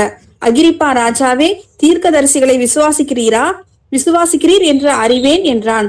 அப்பொழுது அகிரிப்பா பவுலை நோக்கி, நான் கிறிஸ்தவன் ஆகிறதற்கு கொஞ்சம் குறைய நீ என்னை சம்மதிக்க பண்ணுகிறாய் என்றான். அதற்கு பவுல், நீர் மாத்திரமல்ல, இன்று என் வசனத்தை கேட்கிற யாவரும் கொஞ்சம் குறைய மாத்திரமல்ல, இந்த கட்டுகள் தவிர முழுவதும் என்னை போல் ஆகும்படி தேவனை வேண்டிக் கொள்கிறேன் என்றான். ஆமேன். சோ இந்த இடத்துல பாத்தீங்கன்னா பவுல் வந்துட்டு ஒரு கைதியாக அங்க வந்துட்டு விசாரணை செய்யப்படுகிறார். அவர் ராஜாவுக்கு முன்னாடியும் அந்த கவர்னருக்கு முன்னாடியும் வந்துட்டு அவர் வந்துட்டு விசாரணைக்கு வந்தபொழுது அங்க இருக்கிற யூத மக்கள் எல்லோருமே அங்க வந்து இருக்கிறார்கள். அங்க பவுல் தான் கைது செய்யப்பட்டிருக்கிறார் ஒரு கைதி என்பதை அவருக்கு தனக்கு வந்துட்டு உத்தரவு சொல்ல வரும் பொழுது அவர் அந்த வாய்ப்பை வந்துட்டு சரியா வந்துட்டு பயன்படுத்திக்கிறார். என்ன பேசுறாரு இங்க வந்துட்டு, இயேசு கிறிஸ்து பழைய ஏற்பாட்டில் மோசே தீர்க்கதரிசிகள் மூலியமா சொல்லப்பட்டபடி வந்துட்டு அவர் வந்து பாடப்பட வேண்டியது என்றும், அவர் மரித்தோர் உயிர்த்தெழுதலில் அவர் முதல்வராகி சுய ஜனங்களுக்கும் அந்நிய ஜனங்களுக்கும் ஒளியை வெளிப்படுத்துகிறோம் என்று சொல்லி இருக்கிறேனே அன்றி வேற ஒன்றையுமே நான் சொல்லவில்லைன்னு சொல்லி சத்தியத்தை தைரியமாக அங்க எல்லாரும் முன்னாடி சொல்றாரு. அதை கேட்ட அந்த கவர்னர் பெஸ்து வந்துட்டு, நீ வந்துட்டு பிதற்றுகிறாய், உனக்கு பைத்தியம் பிடிச்சிருச்சு அப்படின்னு சொல்றாரு. ஆனா பவுல் வந்து திரும்பி தைரியமா சொல்றாரு, இல்ல நான் வந்துட்டு எனக்கு வந்து சொஸ்த புத்தி இருக்கு, சத்திய வார்த்தைகளை தான் நான் வந்து பேசுறேன்னு சொல்லி அங்க வந்துட்டு தைரியமா சொல்லிட்டு அங்க ராஜாவே அங்க வந்து இழுக்கிறாரு. இந்த விஷயங்கள் எல்லாம் ஏற்கனவே வந்துட்டு ராஜாவுக்கும் தெரியுமே, அவரு நீங்க வந்து விசுவசிக்கிறீங்களான்னு சொல்லி ராஜாவை வந்துட்டு தைரியமா போய் அவர்கிட்ட போய் கேள்வி கேட்கிறாரு. ஆனா நீங்க விசுவசிக்கிறீங்கிறத நான் அறிவேன் என்றும் திருப்பி வந்து அதுக்கு அவரே வந்து பதில் கொடுக்குறாரு. அப்ப ராஜாவே சொல்றாரு, நீனு என்ன வந்துட்டு கொஞ்சம் குறைய என்ன வந்துட்டு கிறிஸ்தவனை மாற்றி போல இருக்குன்னு அங்க வந்துட்டு ராஜா சொல்லும் பொழுது, நீர் மாத்திரமல்ல இங்க கேட்கிற அத்தனை பேத்துக்கும், அந்த சபையார் முன்னாடி அத்தனை பேத்துக்கு முன்னாடி எல்லோருமே புறஜாதிகள், பவுலை வந்துட்டு எப்படியாவது வந்துட்டு கொல்ல வேண்டும் என்று அவங்க வந்துட்டு பிளான் போட்டு அங்க வந்துட்டு வந்திருந்த ஒரு யூத கூட்டமும் அங்க வந்து இருக்கிறது. ஆனா நீங்க என்னை போல நீங்க வந்துட்டு மாறுங்கள், தேவனை வந்துட்டு பின்பற்றுங்கள் அப்படின்னு சொல்லிட்டு அங்க வந்துட்டு சுவிசேஷத்தை தைரியமா சொல்றாரு. சோ எந்த அளவுக்கு வந்துட்டு ஒரு ராஜாக்களுக்கு முன்னாடி போய் தனிப்பட்ட நபருக்கும் சுவிசேஷம் சொல்றாரு, ராஜாக்களுக்கும் அதிகாரிகளுக்கும் வந்துட்டு அவர் வந்துட்டு சுவிசேஷத்தை வந்து சொல்றாரு. அப்ப நாமளும் வந்துட்டு சமயம் வாய்ந்தாலும் வாய்க்காவிட்டாலும் சுவிசேஷத்தை சொல்லணும். அதை ஜாக்கிரதையான்னு சொல்லியிருக்காரு கர்த்தர். ஜாக்கிரதையாய் திருவசனத்தை பிரசங்கம் பண்ணு சொல்லியிருக்கிறாரு. அப்படி நாம வந்துட்டு பிரசங்கம் பண்றதுக்கு ரெடியா இருக்கணும். அதற்கான ஆயத்தங்களை நாம வந்துட்டு அனுதினமும் நாம வந்து செய்ய வேண்டும். அப்போஸ்தலர் 20:24 வாசிப்போம். ஆகிலும் அவைகளில் ஒன்றையும் குறித்து கவலைப்படேன், என் பிராணனையும் நான் அருமையாக எண்ணேன், என் ஓட்டத்தை சந்தோஷத்தோடு முடிக்கவும் தேவனுடைய கிருபையின் சுவிசேஷத்தை பிரசங்கம் பண்ணும்படிக்கு நான் கர்த்தராக இயேசுவின் இடத்தில் பெற்ற ஊழியத்தை நிறைவேற்றவுமே விரும்புகிறேன். ஆமேன். பவுல் வந்து பெற்ற ஊழியம் எந்த ஊழியம்? நற்செய்தியை வந்துட்டு எல்லோரிடத்திலும் கொண்டு செல்ல வேண்டும், பிரசங்கம் பண்ண வேண்டும். அந்த ஊழியத்தை தான் வந்துட்டு பவுல் வந்துட்டு பெற்றுக்கொண்டார். அதே ஊழியத்தை தான் நாம் அனைவருமே வந்துட்டு பெற்றுக்கொண்டிருக்கிறோம். கர்த்தராகிய இயேசு கிறிஸ்துவை நாம சொந்த இரட்சகராக ஆண்டவராக ஏற்றுக்கொண்ட பொழுது நாம வந்துட்டு தேவனுடைய ராஜ்யத்தினுடைய பிரஜைகளாக இருக்கும் பொழுது நாம பூமியில வந்துட்டு பரலோகத்துல எதை செய்யப்படணுமோ அதெல்லாம் பூமியில செய்யப்படுவதற்கு நாம எல்லோருமே ஸ்தானாதிபதிகளாக இருந்து சுவிசேஷத்தை நாம வந்துட்டு இலவசமாக வந்துட்டு அறிவிக்க வேண்டும். அதற்கான ஆயத்தங்களை நாம வந்துட்டு சரியா செய்கிறோமா, நாம நம்மளுடைய நேரத்தை எதற்காக நாம வந்து செலவிடுகிறோம் அப்படிங்கிற விஷயத்தை நாம நிதானித்து வாசிக்கணும். கடைசி வசனமாக 1 கொரிந்தியர்ல 9வது அதிகாரத்துல 16-19 வரைக்கும். சுவிசேஷத்தை நான் பிரசங்கித்து வந்தும் மேன்மை பாராட்ட எனக்கு இடமில்லை, அது என் மேல் விழுந்த கடமையாய் இருக்கிறது. சுவிசேஷத்தை நான் பிரசங்கியாதிருந்தால் எனக்கு ஐயோ, நான் உற்சாகமாய் அப்படி செய்தால் எனக்கு பலன் உண்டு. உற்சாகம் இல்லாதவனாய் செய்தாலும் உக்கிரான உத்தியோகம் எனக்கு ஒப்புவிக்கப்பட்டிருக்கிறதே, ஆதலால் எனக்கு பலன் என்ன? நான் சுவிசேஷத்தை பிரசங்கிக்கையில் அதை பற்றி எனக்கு உண்டாயிருக்கிற அதிகாரத்தை முற்றிலும் செலுத்தாமல் கிறிஸ்துவின் சுவிசேஷத்தை செலவில்லாமல் ஸ்தாபிப்பதே எனக்கு பலன். நான் ஒருவருக்கும் அடிமைப்படாதவனாயிருந்தும் நான் அதிக ஜனங்களை ஆதாயப்படுத்தி கொள்ளும்படிக்கு என்னைத்தானே எல்லோருக்கும் அடிமையாக்கினேன். சோ இந்த எளிமையான சுவிசேஷத்தை மற்றவர்களிடத்துல நான் வந்துட்டு பிரசங்கிக்க வேண்டியது என்னுடைய கடமையாக இருக்கிறது. அப்படி பிரசங்கிக்கலைனாக்க எனக்கு ஐயோன்னு வந்துட்டு பவுலே சொல்றாரு. அப்ப அதே போலதான் நாம ஒவ்வொருவருக்கும் நமக்கு சமயம் கிடைக்கிறப்பையும் கிடைக்காதப்பையும் என்னென்ன வாய்ப்புகள் கிடைக்குதோ எப்படியாவது கர்த்தருடைய நாமத்தை, அவர் எதற்காக பூமிக்கு வந்தார் அப்படிங்கிற அந்த விஷயத்த நாம் வந்து எல்லோருக்கிட்டையும் சொல்வதற்கு, அந்த எளிமையான சுவிசேஷத்தை சொல்வதற்கு கடமைப்பட்டு இருக்கிறோம். அந்த சுவிசேஷத்தை சொல்லும் பொழுது நாம வந்துட்டு அதை வந்துட்டு செலவில்லாமல் வந்துட்டு ஸ்தாபிப்பதுதான் எனக்கு பலன் சொல்றாரு.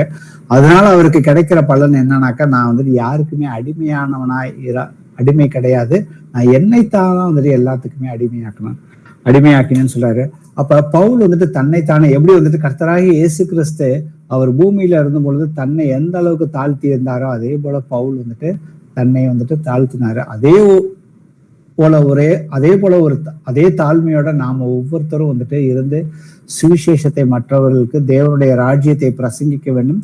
பிரசங்கிக்கும் பொழுது அது பேச்சுல மாத்திரம் இல்லாம அதோட பலத்தோட சேர்ந்து அந்த பரிபூரணமான சுவிசேஷத்தை நாம வந்துட்டு அறிவிக்க வேண்டும். சோ இன்னைக்கு இது வரைக்கும் நாம வந்துட்டு அந்த சர்வாயுத வர்க்கத்துல வந்துட்டு 3 விஷயங்களை இது வரைக்கும் பார்த்திருக்கிறோம். இன்று 3 காரியங்கள் இருக்குது. அது வர வாரங்கள்ல வந்துட்டு கர்த்தருக்கு சித்தமானால் அதை குறித்து நாம வந்துட்டு தியானித்து பார்ப்போம். Price the Lord brothers and sisters. உங்கள் கர்த்தராகிய இயேசுவை உம்மை போற்றுகிறோம், உம்மை வாழ்த்துகிறோம், உம்மை ஆராதிக்கின்றோம், உமக்கு மகிமை செலுத்துகிறோம். இயேசுவே, நீர் பரிசுத்தர் என்றென்றும் பரிசுத்தராக இருக்கிறீங்கப்பா. எங்கள் எல்லோரையுமே உம்முடைய பரிசுத்தத்திற்கு அழைத்து இன்றளவும் உம்முடைய ஆவியை எங்களுக்கு அளவில்லாமல் தந்து எங்களை உம்முடைய சத்திய வசனத்தினாலே தாங்கி எங்களை அதற்கு கீழ்ப்படிவதற்கு எங்களை நீங்க வந்துட்டு வழி நடத்துறதுக்காக உமக்கு கொடான கூடி நன்றிகளை ஏறெடுக்கிறோம் அப்பா தகப்பனே. நாங்கள் ஒவ்வொருவருமே கிறிஸ்துவின் ஆவியை பெற்றுக்கொண்டவர்கள் பிசாசின் ஆவியோட ஒரு பெரிய யுத்தத்துல இருக்கிறோம் அப்படிங்கிற அந்த விஷயத்தை எங்களுக்கு வந்துட்டு நீங்க ஒவ்வொரு நாளும் வந்து கற்றுக் கொடுக்குறீங்கப்பா.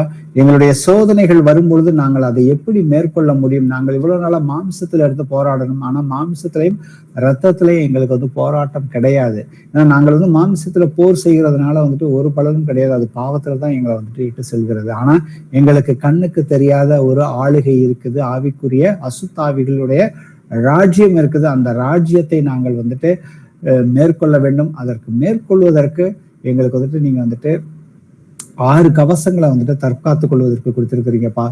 சத்தியம் என்னும் கச்சை, நீதி என்னும் மார்க்கவசம், சமாதானத்தின் சுவிசேஷத்துக்குரிய ஆயத்தம் என்னும் பாத ரட்சை கால்களில் தொடுத்தவர்களாகவும், விசுவாசம் என்னும் கேடகம், ரட்சணியம் என்னும் தலை சீராவையும், தேவ வசனமாகிய ஆவியின் பட்டயத்தை எங்களுக்கு கொடுத்திருக்கிறீங்கப்பா.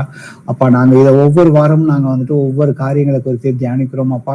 இதை நாங்கள் தியானித்து அந்த கேட்ட வசனங்களுடைய எங்களுடைய இருதயத்துல நிறுத்தி நாங்கள் வந்துட்டு யுத்த களத்துல வந்துட்டு போராடக்கூடிய வெற்றிக்குள் ஏற்கனவே எங்களுக்கு வெற்றியை நீங்க ஏற்கனவே கொடுத்திருக்கீங்கப்பா. அந்த வெற்றியை நாங்க வந்துட்டு அதை நாங்கள் இன்னும் மேற்கொண்டு மக்களிடத்துல அந்த புறஜாதிகள் இடத்துல போய் எடுத்துக்கொண்டு சென்று அவர்களுக்கு அந்த சுவிசேஷத்தை அறிவித்து அவர்களுடைய இருளின் ராஜ்யத்திலிருந்து வெளியே கொண்டு வருவதற்கு எங்களுக்கு எல்லா அறிவையும் ஞானத்தையும் நீங்க வந்துட்டு பலத்தையும் தரும்படியாக இந்த நேரத்துல ஜெபிக்கிறோமாப்பா. நீங்க ஏற்கனவே எங்களுக்கு வந்து ஆவிக்குரிய எல்லா ஆசீர்வாதத்தையும் எங்களுக்கு கொடுத்திருக்கிறீங்கப்பா. எங்களுக்குள்ளாக இருக்கும் அந்த பயத்தின் அசுத்தாவியையும் அந்த தயக்கத்தின் அசுத்தாவியுமே இயேசு கிறிஸ்துவின் நாமத்தினால இன்னும் சுவிசேஷத்தை சொல்ல விடாமல், சாட்சியோடு அதை வந்து தேவனுடைய பலத்தோடு சொல்ல விடாமல் ஒவ்வொருவருக்குள்ளாகவும் தடைகளை கொண்டு வருகிற எல்லா அசுத்தாவையும் பிசாசின் கிரியைகளையுமே இயேசு கிறிஸ்துவின் நாமத்தினாலே வெளியே போய் எல்லாரையும் விட்டு வெளியே போய் என்று கட்டளை இடுகிறேன். ஆமீன். இயேசுவே ஜீவன் உள்ளவரே, அப்பா உம்முடைய வருகையின் போது எங்களுடைய ஆவி ஆத்துமா சரீரம் முழுவதும் பரிசுத்தமாக காக்கப்படுவதாக சொல்லியிருக்கிறீங்கப்பா.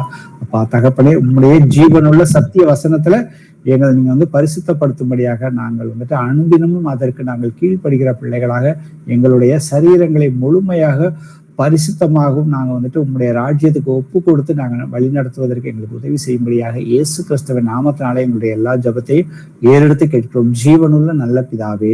ஆமென். Praise the lord brother. Praise the lord brother. வீட்டுல எனக்கு கொண்டு பசங்க சின்ன பசங்க. சரிங்க பிரதர். அவங்களுக்கு என்னாச்சுன்னா வீட்டுக்கிட்ட எங்க பூனைங்க நிறைய போகுது. பூனை அது பூச்சிங்க உடம்புல அங்கங்க ஏறிட்டு இன்ஃபெக்ஷன் ஆயிடுது. டாக்டரை கொண்டு போனா அது பூனைங்க பூச்சிட்டு இருக்கிறதுனால அது இன்ஃபெக்ஷன் ஆயிட்டு இருக்குன்னு சொல்றாங்க. ஜுரம்னா ரொம்ப ஜுரம் வருது பசங்களுக்கு. வாந்தி வருது, மருந்து சாப்பிட்டா வாந்தி காக்கிடுறாங்க, சாப்பிட்டா வாந்தி காக்கிடுறாங்க. அது ரொம்ப கஷ்டம். ஜுரம் 4-5 நாள், ஒரு வாரமா ஜுரம் வருது, விட்டு வருது ஜுரம் வருது. Okay brother. வருது. என்ன வயசு? 3 வயசு 8 மாசம் பிரதர். உங்க பிள்ளைங்களா? ஆமா, எங்க பேர பசங்க அது. ஓகே, உங்க பேர பசங்களா? சரிங்க. ஆமா, அது ட்வின்ஸ் பசங்க 2 பேரும் ட்வின்ஸ் பசங்க. ரைட். ஆமா. அப்ப அவங்க அம்மா அப்பா கர்த்தருக்குள்ள இருக்கிறாங்களா? இல்ல, நான் மட்டும் கர்த்தர்ல நீங்க ஒருத்தர் மட்டும் தான் கர்த்தருக்குள்ள இருக்கிறீங்களா? ஆமா. சரிங்க. நீங்க அந்த பிள்ளைங்களை ஆசீர்வதிச்சு ஜெபம் பண்ணீங்களா? ஆமா, ப்ரேயர் பண்ண, பைபிள் பண்ணி ப்ரேயர் பண்ணி ஃபுல்லா ஜெபம் சொல்லி அவங்களுக்கு பிளஸ் பண்ணி கொடுத்தா ஏசப்பா பேர்ல. பட் அந்த வியாதிகளை வெளியே போன்னு சொல்லி கட்டளை கொடுத்தீங்களா? ஆமா பிரதர், கொடுத்தாங்க. பூச்சி இன்ஃபெக்ஷன் ஆகிடுறாங்க, கட்டளை கொடுத்துருவாங்க. வியாதி போறதுக்கு ஏசு நாம கட்டளை கொடுத்துறாங்க. ப்ரேயர் பண்ண சாயங்காலம். இப்போதான் ஒரு 6:30 மணிக்கு ப்ரேயர் பண்ண, 6:30 ப்ரேயர் பண்ணிருந்தாங்க. Okay brother. சரி, இன்னைக்கு இப்போ ப்ரேயர் பண்ணுவோம். பட் நீங்க உங்க மகளோ யாருடைய அவங்களுடைய அவங்க கிட்ட போய் நீங்க சத்தியத்தை சொல்லிட்டு அதுக்கப்புறம் ஒரு தடவை நீங்க ப்ரேயர் பண்ணுங்க. கண்டிப்பா கர்த்தர் விடுதலையை கொடுப்பாரு. ஆக்சுவலா நீங்க அவர்கள் எல்லாம் சுவிசேஷம் ஏற்றுக்கொள்ளணும்னு நீங்க ரொம்ப பிரயாசப்படுறீங்க. அப்ப நீங்க அவங்களுக்கு சுவிசேஷத்தை சொல்லிட்டு நீங்க ஜெபம் பண்ணுங்க. கர்த்தர் நமக்கு விடுதலை கண்டிப்பா கொடுப்பாரு. ஏன்னா அது சின்ன பிள்ளைகள் தான். இப்ப நாமளும் இன்னைக்கு சபையா சேர்ந்து எங்க 2 அல்லது 3 கர்த்தருடைய இயேசுவின் நாமத்தினால ஒன்று கூடி ஒரு காரியத்துக்காக நாம ஜெபம் பண்றோமோ கண்டிப்பா கர்த்தர் விடுதலையை கொடுப்பார். அதை நாம் விசுவசித்து இப்பொழுது ஜெபம் பண்ணணும். எங்கள் கர்த்தராகிய இயேசுவை உம்மை போற்றுகிறோம், உம்மை வாழ்த்துகிறோம், உம்மை ஆராதிக்கின்றோம், உமக்கு நன்றி செலுத்துகிறோம் அப்பா. இதோ சகோதரர் ஜெரால்டுக்காக உமக்கு நாங்கள் நன்றி செலுத்துகிறோம் அப்பா. அவருடைய அந்த பேர பிள்ளைகள், அந்த 2 பிள்ளைகள் பூச்சிக்கடியினால அவர்களுடைய உடம்புல அலர்ஜி மாதிரி வந்திருக்கு. அதே போல அவர்களுக்கு காய்ச்சல் இருக்குதுன்னு சொல்லியிருக்காருப்பா. அதற்காக ஏற்கனவே உம்மிடத்துல அவர் தன்னுடைய ஜெபத்தை ஏறெடுத்திருக்காரு. அவர் ஏற்கனவே ஜெபம் பண்ணியிருக்கேன்னு சொன்னாரப்பா. அப்பா தகப்பனே, நீங்க எப்பொழுதுமே எங்களுடைய ஜெபத்துக்கு பதில் கொடுக்கிறவராகவே இருக்கிறீங்கப்பா. காரியம் எந்த முகாந்தரத்தினால ஏற்பட்டதோ என்பதை நீரே சகோதரனுக்கு முழுமையாக வெளிப்படுத்தும்படியாக அந்த நேரத்தில் ஜெபிக்கிறேனப்பா. அப்பா அதே போல சகோதரன் முழுமையாக சுவிசேஷத்துக்கு கீழ்ப்படிந்து தன்னுடைய மனைவியோ இல்ல யார் சுவிசேஷத்துக்கு கீழ்ப்படியாதவர்கள் வீட்டில் இருக்கிறார்களோ அவர்களுக்கு சத்திய சுவிசேஷத்தை அவர்களுக்கு எடுத்து சொல்லி அதை ஞானத்தோடு அதை அவர் எடுத்து சொல்லி தன்னுடைய கீழ்ப்படிதல் மூலியமாகவும் அவர்களுக்கு அதை புரிய வைத்து அந்த குழந்தைகளுக்கு குழந்தைகள் மேல கை வைத்து அந்த குழந்தைகளை ஆசீர்வதித்து ஜெபம் பண்ணுவதற்கு நீங்க எல்லா வசனங்களையும் அவருக்கு ஞானத்தையும் தரும்படியாக அந்த நேரத்தில் ஜெபிக்கிறேனப்பா. இயேசு கிறிஸ்துவின் நாமத்தினால அந்த 2 குழந்தைகளையுமே ஆசீர்வதிக்கிறேன். அவர்களுடைய சரீரத்துல அந்த காய்ச்சலை, அந்த அலர்ஜியையும் கொண்டு வந்திருக்கிற அந்த பலவீனத்தின் அசுத்தாவியையும் பிசாசையும் இயேசு கிறிஸ்துவின் நாமத்தினால வெளியே போய் என்று கட்டளை இடுகிறேன். இயேசுவே ஆண்டவரே. அப்போ அதே போல அவருடைய பெற்றோர்கள் அந்த சமாதானத்தின் அந்த சுவிசேஷத்தை ஏற்றுக்கொள்ளாமல் அவருடைய இறைனப்படுத்துகிற என்ற எல்லா பொல்லாத அசுத்தாவியின் அந்த உலகத்தின் அசுத்தாவிகளையுமே இயேசு கிறிஸ்துவின் நாமத்தினாலே அவர்களை விட்டு அவரை விட்டு வெளியே போய் என்று கட்டளையிடுகிறேன். இயேசுவே ஜீவனுள்ளவரே, உம்முடைய தழும்புகளால அந்த 2 குழந்தைகளும் வந்து முழுமையாக சுகம் அடைந்து விட்டன என்பதை நாங்கள் விசுவசிக்கிறோம் அப்பா. அவர் வந்து கண்டிப்பாக இதை வந்து சாட்சியாக சபைக்கு அறிவிப்பார் என்பதை நாங்கள் விசுவசித்து எங்களுடைய எல்லா ஜபத்தையுமே எங்கள் கர்த்தராகிய இயேசு கிறிஸ்துவின் நாமத்தினால எடுக்கிறோம். ஜீவனுள்ள நல்ல பிதாவே, ஆமென். சொல்லுங்க பிரதர். இப்ப பாத்தீங்கன்னா ஊட்டியில வந்து இப்ப எங்களுக்கு சொந்தக்காரங்க ஒருத்தங்க பாத்தீங்கன்னா பெரியபாளியில சொந்தங்க. அவங்க அம்மா வந்து கீழே விழுந்துட்டாங்க. இப்ப வந்து ஹாஸ்பிட்டல் இருக்கிறாங்க. அவங்க நேத்து வந்து இந்த சத்தியத்தை சொன்னேன், அவங்க மனம் திரும்பி இப்ப ஜெபம் பண்ணிட்டு இருக்காங்க. அதுக்காண்டி இப்ப அவங்க அம்மாவுக்காண்டி அந்த கால்ல கொஞ்சம் அடி வாங்கியிருக்கு. இப்ப ஒரு சின்ன மைல்டு அட்டாக் வேற வந்திருக்குதாம்மா. டாக்டர் வந்து ஆபரேஷன் பண்ண முடியாம இருக்கிறது அப்படின்னு சொல்லிட்டு இருக்காங்க. கொஞ்சம் அதுக்காண்டி ப்ரேயர் பண்ணணும் பிரதர். அவங்க அந்த அம்மா ஏற்கனவே நீங்க சுவிசேஷம் சொல்லிட்டீங்களா பிரதர்?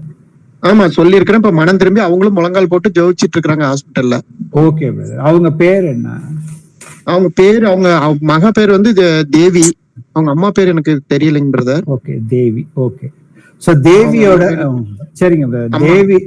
தேவியோட அம்மாவுக்காக யாராவது நம்மள சகோதரர்கள் வந்துட்டு யாராவது ஜெபம் பண்றீங்களா? அவர்கள் வந்துட்டு காலில் அடிபட்டிருக்கு, ஹார்ட் அட்டாக் வந்திருக்குன்னு பிரதர் ராஜன் சொல்லியிருக்காரு. ஸோ அவங்களுக்காக நாம வந்துட்டு சபையாரா கூடி நாம ஒருமனப்பட்டு அவர்கள் சுவிசேஷத்தை ஏற்றுக்கொண்டு மனம் திரும்பி தங்களுடைய பாவங்களை அறிக்கையிட்டு கர்த்தர்ட்ட ஜெபம் பண்ணிக்கிட்டு இருக்காங்க. ஸோ நம்மள வந்துட்டு அவர்களை வந்துட்டு அவர்களுக்கும் வந்துட்டு சாத்தானின் கட்டுகளில் இருந்து அவர்கள் விடுதலையாகி கர்த்தரை ஏற்றுக்கொள்ளணும், அவர்கள் வியாதியிலிருந்து முழுமையாக சுகமடையணும்னு சொல்லி நம்மள ஒருத்தர் யாராவது ஜெபம் பண்ண முடியுமா? ஸோ எங்கள் கர்த்தராகிய இயேசுவே, உம்மை போற்றுகிறேன், உம்மை வாழ்த்துகிறேன், உம்மை ஆராதிக்கின்றேன், உமக்கு நன்றி செலுத்துகிறேன் அப்பா. அப்பா சகோதரர் ராஜனுக்காக உமக்கு நான் நன்றி செலுத்துகிறேன் அப்பா. இவரை நீங்க வந்துட்டு வல்லமையா வந்துட்டு உம்முடைய ராஜ்யத்தின் சுவிசேஷத்தை, அந்த சமாதானத்தின் சுவிசேஷத்தை அவருடைய உற்றார் உறவினர்கள் எல்லோருமே இந்துக்களாக இருக்கிறாங்க, அவர்களுக்கு போய் சுவிசேஷத்தை சொல்லுவதற்கு நீங்க வந்துட்டு சகோதரனை வந்துட்டு நீங்க வந்துட்டு பயன்படுத்துற கிருபைக்காக நாங்கள் உமக்கு கொடான கோடி நன்றிகளை எடுக்கிறோம் அப்பா.